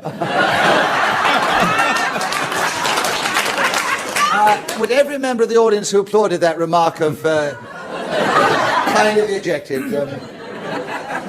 Richard, yes, a hesitation. A useful thingamabob is the subject. There are 50 seconds left, Richard, starting now. A thingamabob is also called a whatchamacallit or a what's-it. It can be a sort of mixture of them all, such as a... no. And I couldn't think what it was a mixture got of. in there. Hesitation, he sort of stopped, didn't he? Yes. He was searching as Peter was earlier. 41 seconds left, and we're going to hear from you on a useful thingamabob. Actually, a useful thingamabob is rather like a useful thingamajig. And in fact, I have one now, I think of it, in my pocket here. This is not the sort of thing that you've always seen before, and you mightn't necessarily know what it was. So you would call it a thingamabob, because the actual word escapes you. That is why this particular phrase, I think... Richard Murdoch challenge. That's another particular. And you have 21 seconds to tell us something now about a useful thingamabob, starting now. The word I was trying to think of was gallimorphre. There's also olopodrida, which means roughly the same thing, as a thingamabob. Or a whatchamacallit, which I have already mentioned and for which I thoroughly deserve. Paul Merton spotted it first, so Paul, you were having him for repetition there, and you have 8 seconds to tell us something about a useful thingamabob, starting now. Another word for thingamabob is yunga, or in other words, or... Derek Nimmo challenged. Repetition of dogger.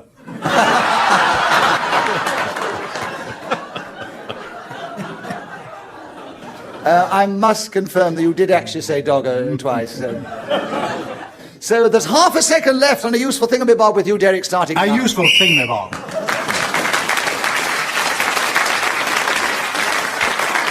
Derek Nimmo's getting a lot of points in this game, and he got a number in that round, including one for speaking as the whistle went, has increased his lead. And let me just tell you that in second place equal are Richard Murdoch and Paul Merton, followed by Peter Jones and Derek Nimmo's turn to begin, and the subject now is Dracula. We certainly get around the world in this Dracula thingamabobs, but there are 60 seconds as always, Derek, starting now. Yes, Nicholas, you're very observant. If we're going to talk about Count Dracula, we'll have to go to Transylvania, where he lived in this vast castle. And unfortunately, he was bitten quite early early in life by a vampire. Now, they are believed to be the souls of heretics who took a bat form and then flew into people's windows and with their sharp teeth drew the blood, and so it happened to Dracula, and he himself became one of these aforementioned dreaded creatures, and the only way to get rid of Dracula was to drive a stake into his heart. To keep him away, you could use garlic, but it didn't always work, or the prayer book, and sometimes rosary beads. But this thing that our loyal Lord died upon is the actual thing which you must shove into Dracula if you are going to dead him. And that's what we want. Richard Murdoch's challenge. I was just getting going.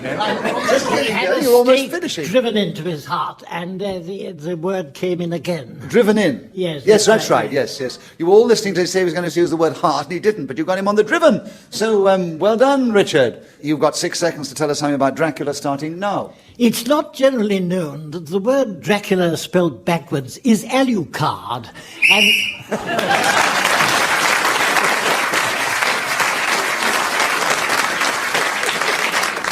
Well, that interesting thought kept you going to the whistle, Richard, and gave you an extra point, and you're now clear in second place ahead of Paul Merton, and Peter Jones is following behind Paul, but out in the lead is Derek Nimmo, and Paul Merton's turn to begin. Paul, the subject, bottle. Well, again, this is one of these words which means something else. Bottle can refer to courage or nerve. For example, a parachutist who refuses to jump out of a plane, maybe because he... Derek Nimmo, challenge. Sadly, a hesitation. It's not his first time. Oh. I disagree entirely. What do you mean, oh, in the audience? He said, oh. I don't think he hesitated, no. I think you should keep going about the parachutist. 49 seconds, we want to hear from you, Paul. A point for an incorrect challenge on bottle starting now.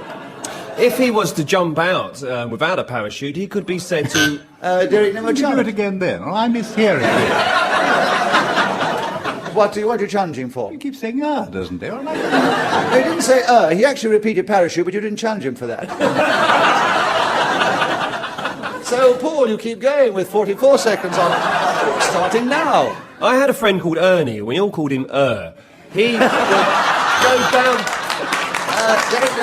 Not hesitation, repetition of But hadn't we ruled that I hadn't said before? I'd like to hear what happened to the man who was about to jump out of the plane. I think we all do. He doesn't come round much anymore. So, Paul, you're going to continue with 39 seconds on bottle starting now. 15,000 feet he plummeted towards the earth. His ears were held back by the wind as he attempted to fly back up to the plane, but it was of no avail because he travelled down to terra firma at such a rate that he was flattened out as flat as a pancake by the time he hit the ground. And his wife later described his condition as very satisfactory. It's got to do with bottles. Deviation. Well, you have to have bottle to tell a story like that.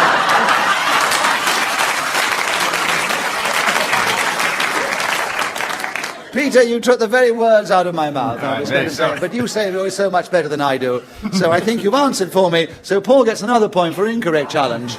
And he continues with 12 seconds on bottle, starting now. Another example of bottle was perhaps the gladiators who would have to go into the ring to fight various lions. Now, these animals would be lined up outside the... Richard, what was your challenge, Richard? You heard. He heard. Yes, definite hesitation, Richard, and you've got in with half a second on bottle, starting now.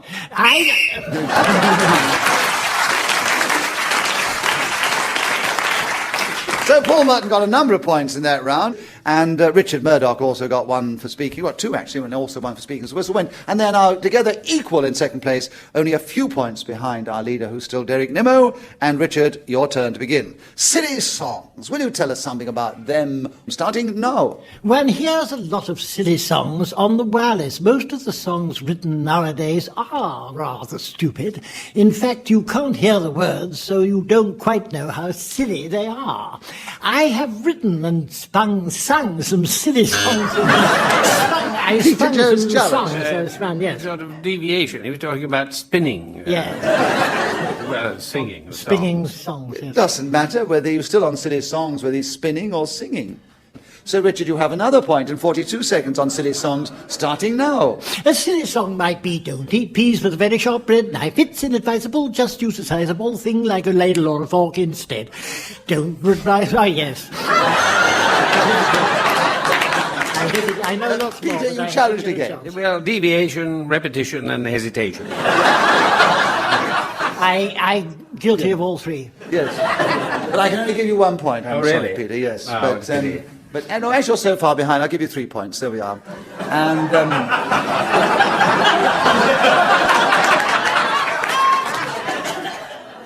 you have 31 seconds to catch up and talk on silly songs starting now. When there was a boy...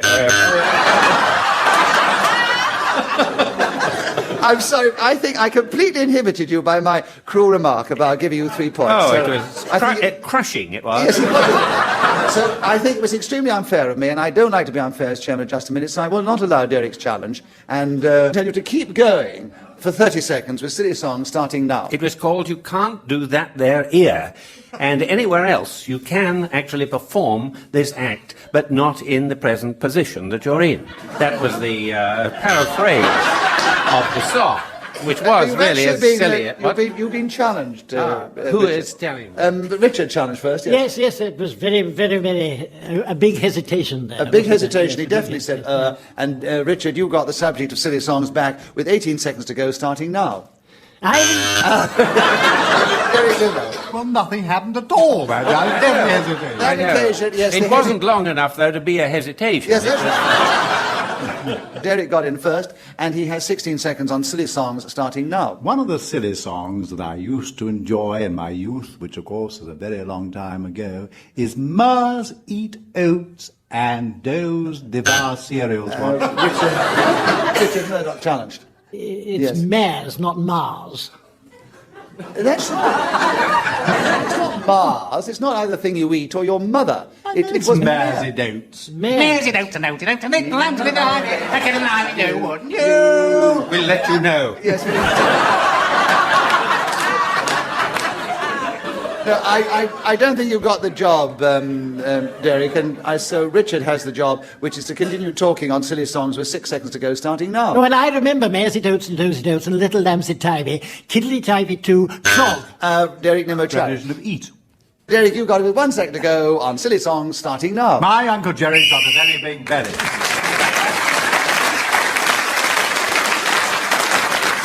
So a lot of points were scored with silly songs, and the situation now is that Derek Nimmo is still in the lead, but only 2 points ahead of Richard Murdoch, who's 4 points ahead of Paul Merton, and it's Peter's turn to begin. Peter, the word is rag. Again, one of those subjects you can take in many different ways. Let us find out how you're going to take it in just a minute as you begin now. It's the kind of entertainment that medical and university students mount to collect...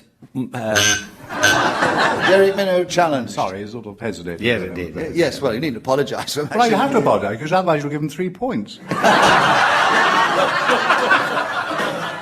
I've only done that once in 22 years, so you've got to be a little different occasionally. 53 seconds for you, Derek, on rag, starting now. One of the better-known clubs in Pall Mall, of course, is the Army and Navy Club, which is frequented by distinguished officers of their said forces, and that is known as the rag.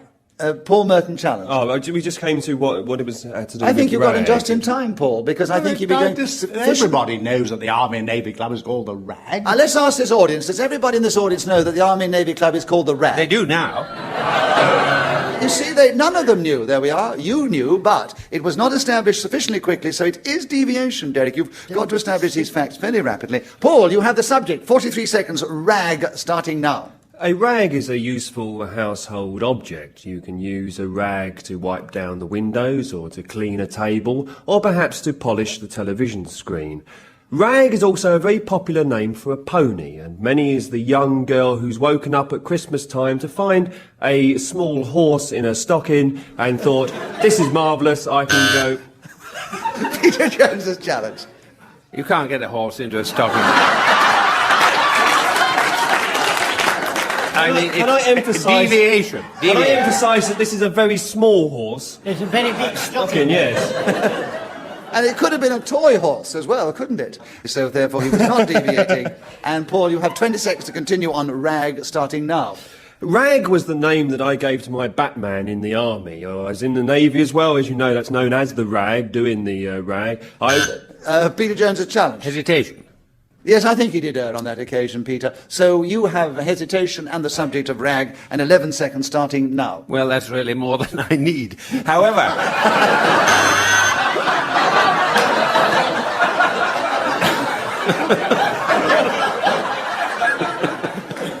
Oh, well, Paul Merton's helped you out by challenging first. Oh, he did, yeah. And we give Peter Jones a bonus point because we enjoyed his remark. And Paul Merton a point because he got a correct challenge, and he's also got the subject of rag, and 7 seconds starting now. Rag is one of those words, if you spell it backwards, it spells gar. G-A-R.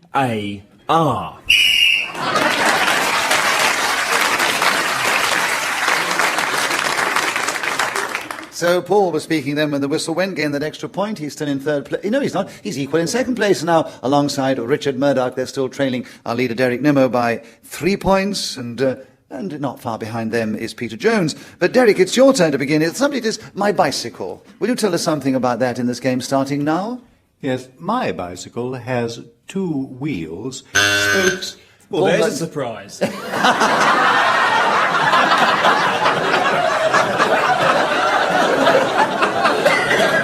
So the 7-wheeler I've got's out of fashion then?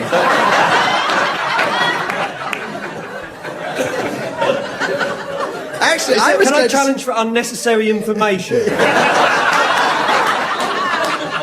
I thought you were going to say, knowing Derek's age, we're surprised it wasn't 3 wheels. But if we go a little bit further, we might find out he's got a saddle as well.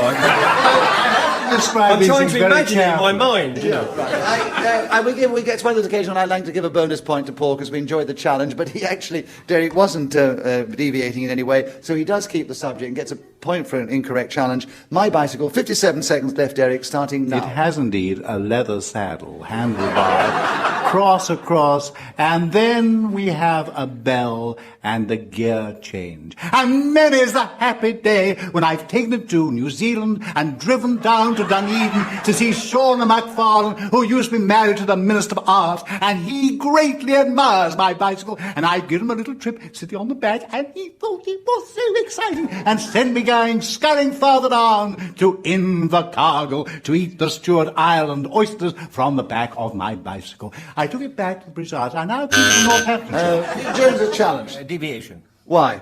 Eating the oysters from the back of his bicycle.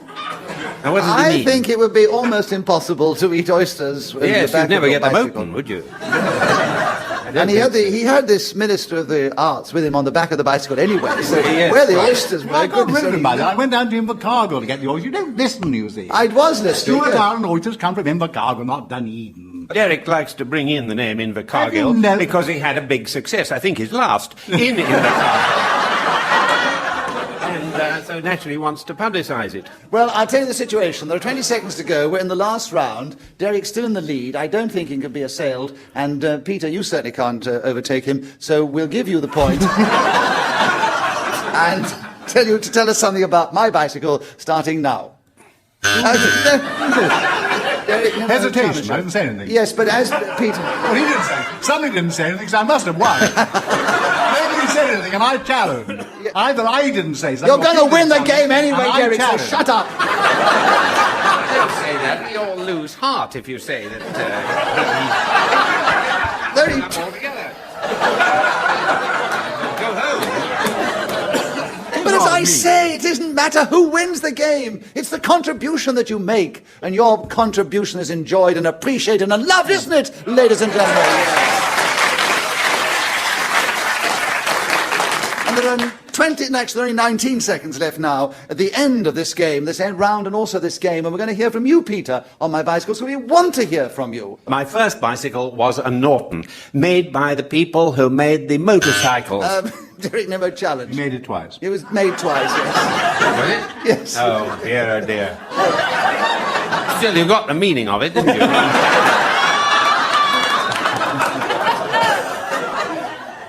So Derek's got another point, and he's got the subject back of my bicycle starting now. My bicycle was not a Norton, it was a Raleigh, and named after that distinguished... Richard Murdoch has challenged. That's not an ordinary bicycle, that's a motor bicycle. Oh, really? And we're talking about a bicycle. Which one is not a... Well, Which one? Oh, yes, I believe he's right, yes. It's so long since I had one that I've not forgotten. I do apologise to... It doesn't matter, it was great fun. Derek, you have another point, because it was an incorrect challenge. You're further out in the lead. There are 11 seconds towards the end of the show, and you go on my bicycle starting now. I just think to my wife, sitting on my bicycle, Patty, Patricia, give me your answer, do. I'm half crazy of the love of you. It won't be a stylish marriage. We can't afford it. Peter Jones, a challenge. It's better than Mersey Oats. He is improving, actually. But you're still going to let me know. Is improving. Right, so we'll let you know. Another point to Peter, because we enjoyed that challenge. And there's half a second for Derek to continue on. My bicycle starting now. Bicycle flips. Right.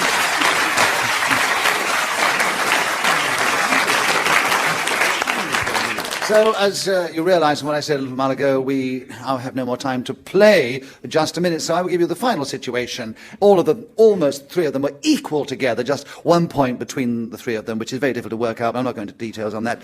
But they were all a number of points behind Derek Nimmo, who never stopped talking throughout this particular show. And therefore, he not only deserves the honour, which we accord him this week, of saying, Derek, you are the winner.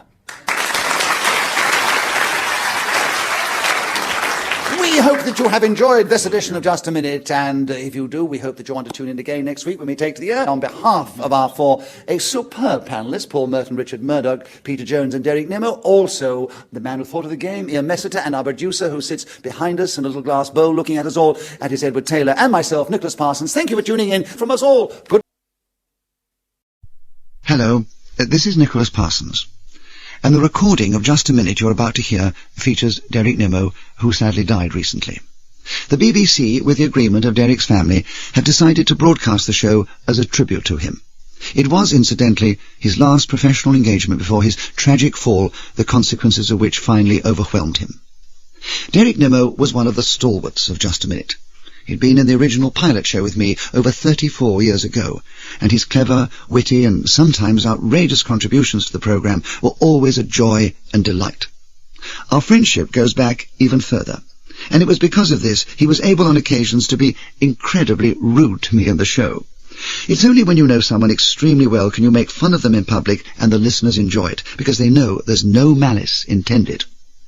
Derek was a skilled comedy performer, equally at home on the stage or before the television cameras. He was also a very fine after-dinner speaker and a most successful entrepreneur, sending productions of plays around the world.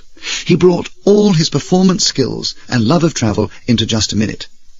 He was exceptional, individual, and a rare comic talent. Please enjoy him once again in what was one of his favourite programmes. Welcome to Just a Minute! Wow.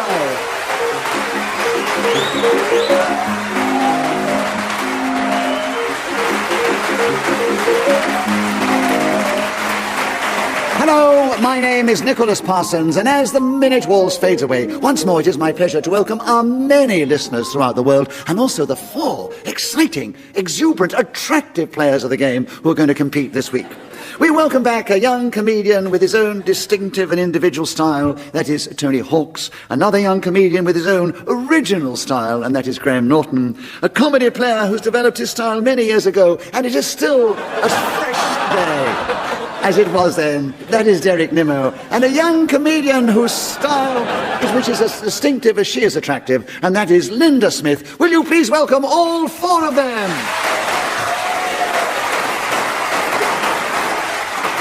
And as usual, I'm going to ask them to speak on the subject that I give them, and they will have to do that without hesitation, repetition, or deviating from the subject. Beside me sits Elaine Wigley, who's going to help me keep the score. She has a stopwatch which she will hold, which will tell me how many seconds has gone by. She also has a whistle to blow when the 60 seconds are up. And this particular edition of Just a Minute is coming from the Lyceum Theatre in Sheffield. We enjoyed ourselves so much when we were here a few weeks ago. The invitation went out again, and we accepted with alacrity.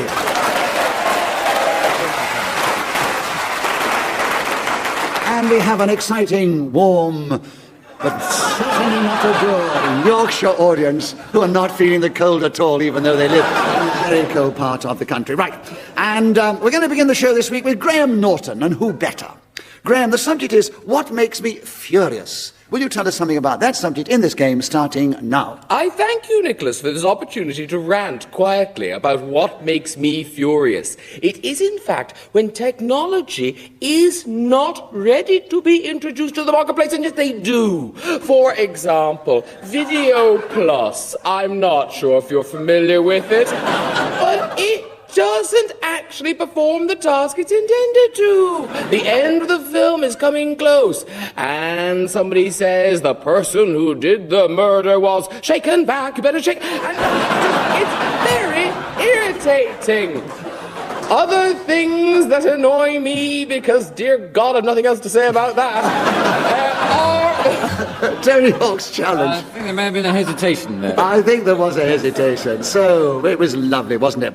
Tony, you have a correct challenge, so you get a point for your correct challenge. You take over the subject. There are 16 seconds available. What makes me furious, starting now? I am so calm and at peace with myself that I very rarely get furious about anything. But there is one particular area where I'm not always happy, and that's when I'm putting on a duvet cover. It's so difficult, and I can never...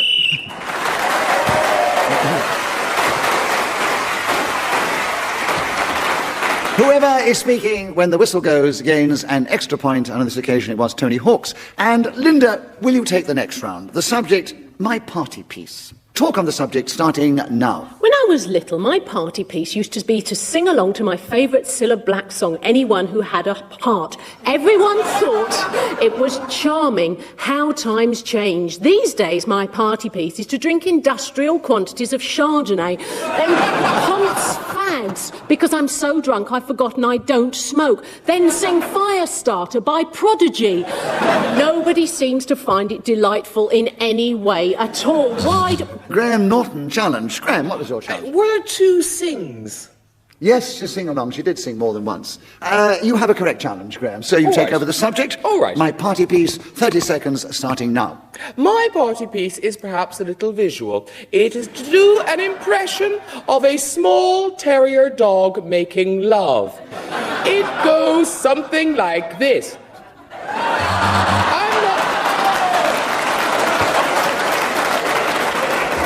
I must explain to our listeners.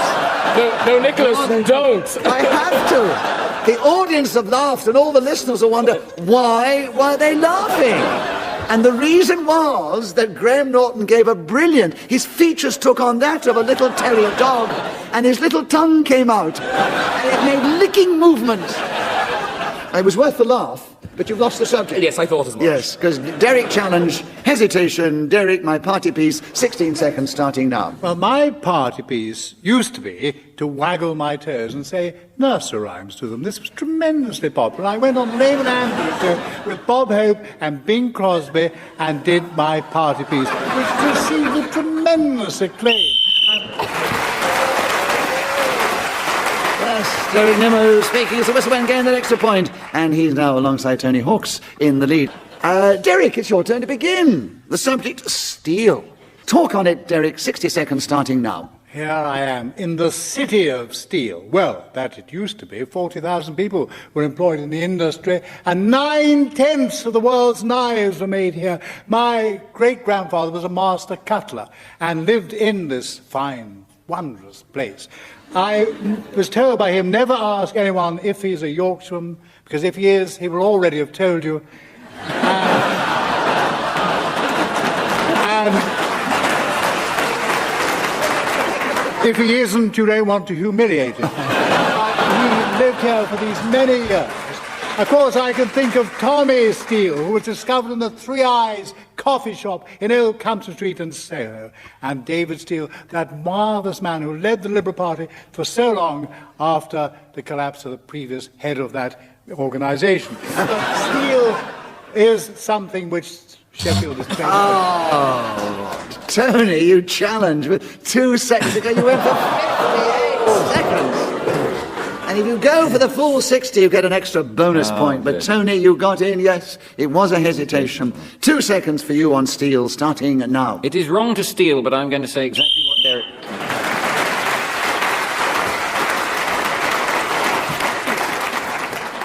Oh, I think this has been chosen specially for you, Graham. Bright young things. Will you tell us something about that subject in this game, starting now? Bright young things is a lovely way of describing babies living near Sellafield. All evening, you can see the glow emanating across the fields. Nervous children living there don't need to worry about... Derek Nimmo's challenged you. Children. Yes, there were children before, yes. So, Derek, you've got in on this bright young things, and you have 41 seconds to tell us something about it, starting now. I remember years ago when Nicholas Parsons and I were bright young things. Flappers in the 1920s, down the Strand we go, tossing our pearls over our shoulders, blowing kisses to passing guardsmen, and they would say, they are bright young things, and we were. It's so sad to see them now. In the first flush of his senility, and then we too, and we were. Bright young things. Linda challenged. Yes, Linda, what was your challenge? Several repetitions of we were. We were, yes, definitely. Hesitation and rubbish. And deviation as well, yes. So, Linda, you have 10 seconds on bright young things, starting now. Bright young things, in my experience, certainly don't work in DIY superstores. Quite the reverse, I find. They're really rather stupid young... So Linda Smith, speaking as the whistle and gained that extra point for doing so, and has moved forward. But Tony, it's your turn to begin as well. Keeping a straight face. Tell us something about that subject in this game, starting now. If I look out at an audience and see nothing but straight faces, then as a comedian I'm not really doing my job properly. But I used to do a good deal of acting in the past, and it was important to be able to keep a straight face. It was no good being told by a fellow thespian on stage that your mother had died in a Greek tragedy and then burst out laughing because someone had dropped their keks in the wings. Frankly, it was not on. I used to keep a straight face in the cupboard under the stairs. For about 4 years it was there. I used to bring it out at parties and wave it around and then put it away again. Derek, you challenge. Well, hesitation. Yes, he said a definite there, so that's hesitation. Derek, you have a correct challenge, another point, of course. 2 seconds to go. Now you've got a full 25 to tell us something about keeping a straight face, starting now. It is sometimes very difficult to keep a straight face on stage. I used to work with a lovely lady called Maureen Lipman, and she is most difficult to keep a straight face with because she's always pulling funny ones. And I don't know... Geoffrey Palmer, do you know him? Sour-faced old fellow. Well, he is terribly difficult to keep a straight face with as well because he makes you giggle. And I know if I'm sitting in the audience like you are tonight and I see people...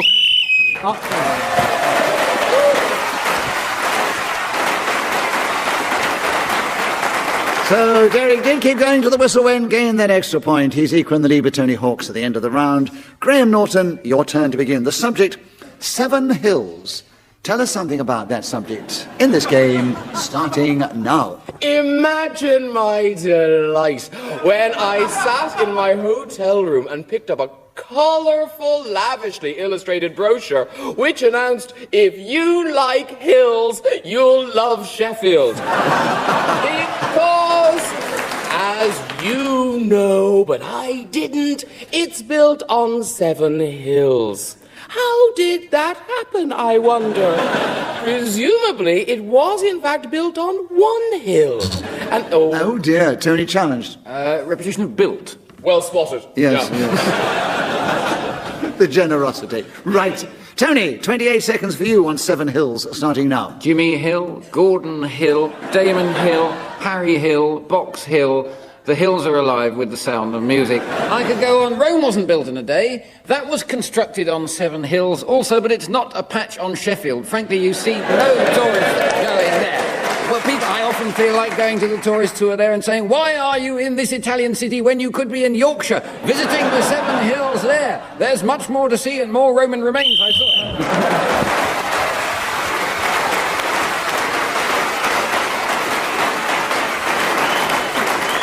So, Tony, you've taken a lead. You had extra point for speaking as a whistle when you've gone ahead. And Derek Nimmo, will you take the next round? My current craze. What a lovely subject. 60 seconds as usual, starting now. Well, in my long life, I've witnessed many crazes. There used to be hula hoops. Now it seems to be yo-dittos that everybody has, following them up and down with little gears cunningly put inside them. But I had a current craze this year, which, curious enough, is currants, because I had a surfeit of strawberries, an extravagance of raspberries, far too many blackberries, and then at the end of the summer I thought to myself, oh, currants, those little sultanas, and I put them into cakes and into pies, and also the red ones, and also those glorious... Tony Hawks has challenged you. Well, there were quite a lot of alsos. Yes, quite a you lot were of also a bit too much, Derek. Yes, but you did very well. I mean, you... I'll get you for that. Tony Hawks, you challenge, a correct challenge, a point for that, of course. 21 seconds available. My current craze starting now. My current craze are Ronnie and Reggie. I went out and bought toy replicas of them, and I play with them at home. I was quite keen on snowboarding. I did that for a while. I did it on Hampstead Heath in the summer. It was no fun, I have to tell you. It's far better to go to Verbier or somewhere in Switzerland.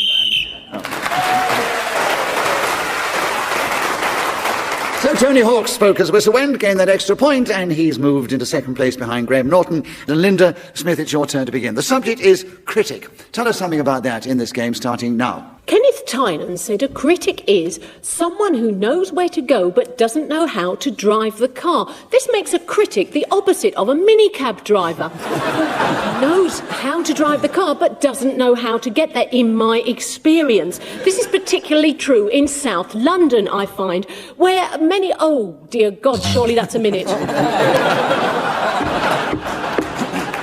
Graham Norton, you challenge. I sensed you wanted me to. So do we interpret that as hesitation, I suppose, so, or even deviation? Just giving up the will to live, really.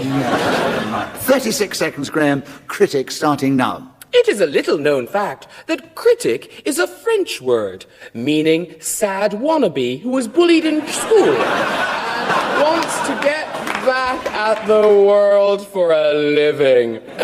Oh, read them and weep. I have no idea really why anyone would want to be a critic. When I was in school, I remember thank God for that. Linda challenge. A repetition of school. That's right, yes. Oh, yes. Yes. Linda, you got in, but you've only 9 seconds to go on. Critic starting now. Some rather smug people say, oh, I'm my own worst critic. How on earth can they possibly know that? They don't know what we're saying about them.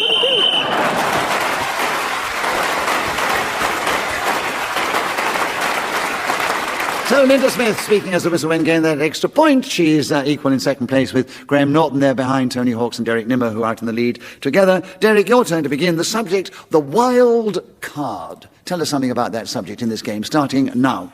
Well, a wild card is someone who is unpredictable, and I would suggest David Shaler, that curious man who was employed by the MI5, must be a very wild card indeed. How did the intelligence service get someone who was such a loose cannon and employ him? I've never seen anyone look so shifty and unpleasant. He's sitting there in France, eating off the lap. He can't come back here and sue me, by the way, because if he does, he'll be nabbed and put in the nearest thing. Jolly good too. And his girlfriend looks equally curiously, but I cannot imagine how wild card when we have these people... Tony, you pressed your buzzer. Repetition of imagine. That's right, yes, more than that, yes, but there we are. But Tony, 22 seconds. The wild card, starting now. The wild card can be used in poker. We used to have some magnificent games. Paul Merton, who's an illustrious player of this game, we'd go round his house and play into the night. It was magnificent. Sometimes you'd have so many wilds. Derek challenge. Repetition of magnificent. It was too magnificent, I'm afraid. It was. 10 seconds. Derek, back with you. The wild card, starting now. You can change the colour or the suit or any kind of rule that you, if you're dealing, want to inflict. And that can be for the wild card. Now, when I was in Vegas... Derek Nimmo speaking as the whistle went, gained that extra point. He's in second place behind Tony Hawks at the end of that round. And Tony, we're with you. It's your turn to begin again. And the subject is the arrest. Can you tell us something about that in this game, starting now? Last night I went out in Sheffield, drank 14 pints of lager, climbed to the top of the town hall, stripped naked, and sang the entire repertoire of the Spice Girls hits, accompanying myself on the organ. The arrest that followed was swift and devastating. The officer came up to me and said, "Hello, bonjour, good day," taking care not to repeat those words, which was handy for me in recounting this story. And he said, "You've already taken down what I want for evidence." And I made a statement and was taken off. I made a citizen's arrest once as an audience. Derek Nimmo challenge. Repetition made. Yes, you were making, yes, a lot there. Derek, with you, the arrest, 14 seconds, starting now. I was in my room in the Cadogan Hotel, number 14, I think it was, when I suddenly heard a rat-tat-ditto on the door, and I opened it. Outside was a bobby peeler, or I think a policeman, as you might call it today, and they said, "We are here to arrest you," and they took me down to Chelsea Hospital, which was very near to the police station, so it was quite a good place to be, really. And they said...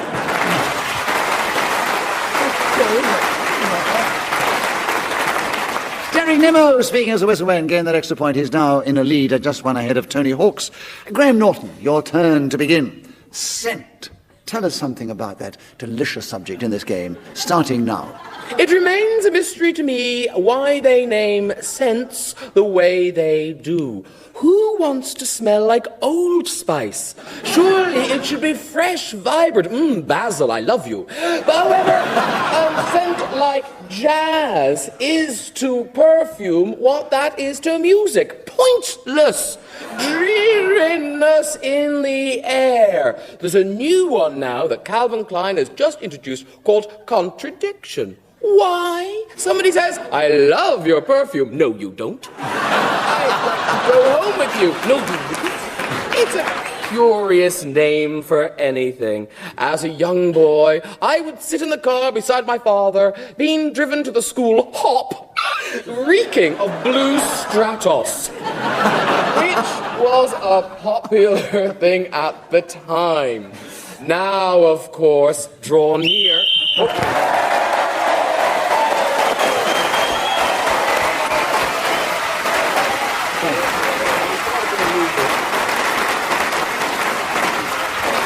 Well, that hasn't happened for quite a while. Someone started with the subject and went the full 60 seconds. No hesitation, repetition, or deviation, and he was not interrupted. Graham, you get only a point for speaking when the whistle went. A bonus point for not being interrupted. Hard work for 2 points, but well done.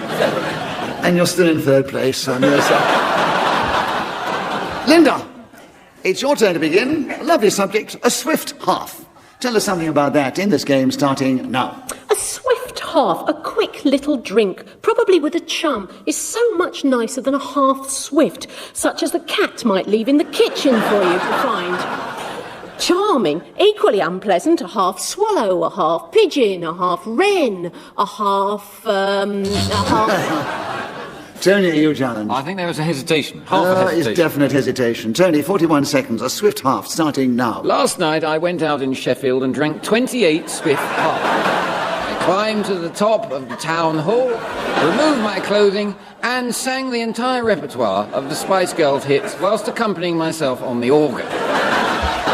This is an example of what not to do. Normally you should just have a swift half, maybe... Derek Nimmo challenge.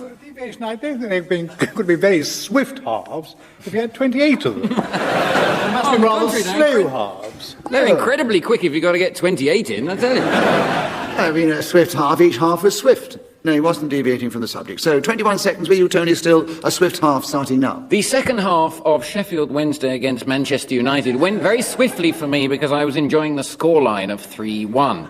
That was an example of a swift half that you don't imbibe, but one that you watch.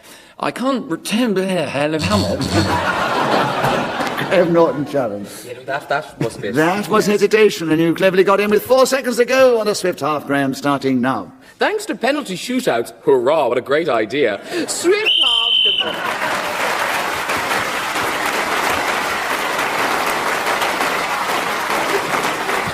Well, Tony Hawk's is still in the lead. Derek Nimmo is coming out one behind him, and Graham Norton's creeping up, and Linda Smith is following him. And Derek, it's your turn to begin. The subject is quotations. Tell us something about that in this game, starting now. I always like that quotation of Coral Brown's when she said she could never see what Sir Godfrey Turl could see in the actress Jill Bennett until she went to Caprice and saw her eating corn on the cob. I always think it was a rather amusing idea, really. And that line of Oscar Wilde's, and he said, "Never make love to a Methodist standing up because it could lead to dancing." If you're going to a building contractor, it's very important to get a quotation first, because otherwise you will be done horribly. I have experience with a company called First Direct, and they told me how much it was going to cost, but unfortunately when the bill arrived, it had doubled. And look, the gentle day before the wheels of Phoebus, roundabout dapples the drowsy east to a spot again, thanks to you all and leavers. Mr. and Mrs. Ramsbottom.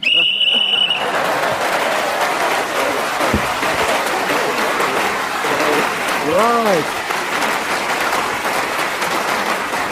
Well, that doesn't often happen in just a minute. 2 complete rounds, no interruptions, no hesitation, repetition, deviation. Well done. So we're moving into the last round, alas. And Tony Hawks, it's your turn to begin, and the subject is apron strings. 60 seconds as usual, and your time starts now. I was tied to my mother's apron strings for a long period of my life, but fortunately they were incredibly long, so she lived in Buenos Aires and I was brought up in Brighton. Sometimes shipping would get entangled in them, causing enormous difficulties to the commercial business that went on the oceans. I also used to play... Graham Norton challenged. There were 2 ons, weren't there? Yes. Yes. You all heard them. So, correct challenge, another point. Graham, apron strings is with you starting now. Apron strings is a dull topic, and yet I will go on. I'm not in favour of the domestic bow at the back when tying them. Having worked in restaurants, I favour the twice round, up the front, and little... Linda, you challenged. Was there a repetition of favour? Did you favour twice? Yes, you did. Yes. I favour, yes. I don't favour the bow at the back, I favour, yes, well done. Well, listen, Linda, yes, the last round, they're all going to... I could have fought it. Because God knows no one was listening. So, Linda, you've got in on the subject of apron strings. There are 23 seconds left, starting now. Like Graham, I prefer the bow at the front. It looks so much more professional, like the 2 fat ladies or somebody like that. Some TV... Derek Nimmo challenge. Like. Like that. There was too many likes. I'm sorry, Linda. So Derek's got in with 15 seconds to go on this subject. Apron strings starting now. If you were a bishop of the Church of England, you would wear an apron with strings that tie in front. Similarly, should you be a Freemason, you would wear, as an entrant apprentice, an apron with strings that have to be tied, not behind... And Tony Hawk's challenged. Repetition of tied. Tied, yes, that's right. And Tony, you've cleverly got in with 1 second to go.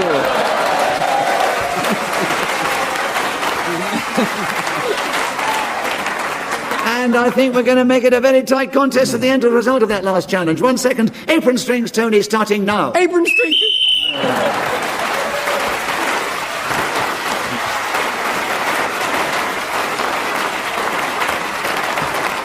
So let me give you the final score. Linda Smith, who's not played the game as much as the others, just finished in 4th place, just behind Graham Norton in 3rd place. 2 with the same points, 11 points each. Derek Nimmo and Tony Hawks are our joint winners.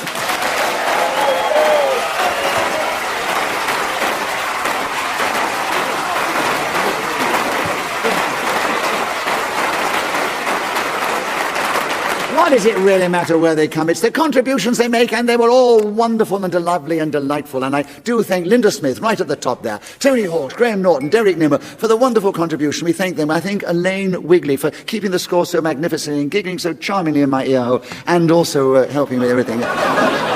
And also our producer, Chris Neal, who produces the show, keeps us all in order when he possibly can. And, of course, the creator of the game, Ian Messiter. We're deeply grateful to him. And particularly grateful to this lovely Yorkshire audience of the Lyceum Theatre Sheffield for encouraging us on our way. Thank you so much. We've enjoyed ourselves here in Sheffield. From me, Nicholas Parsons, goodbye!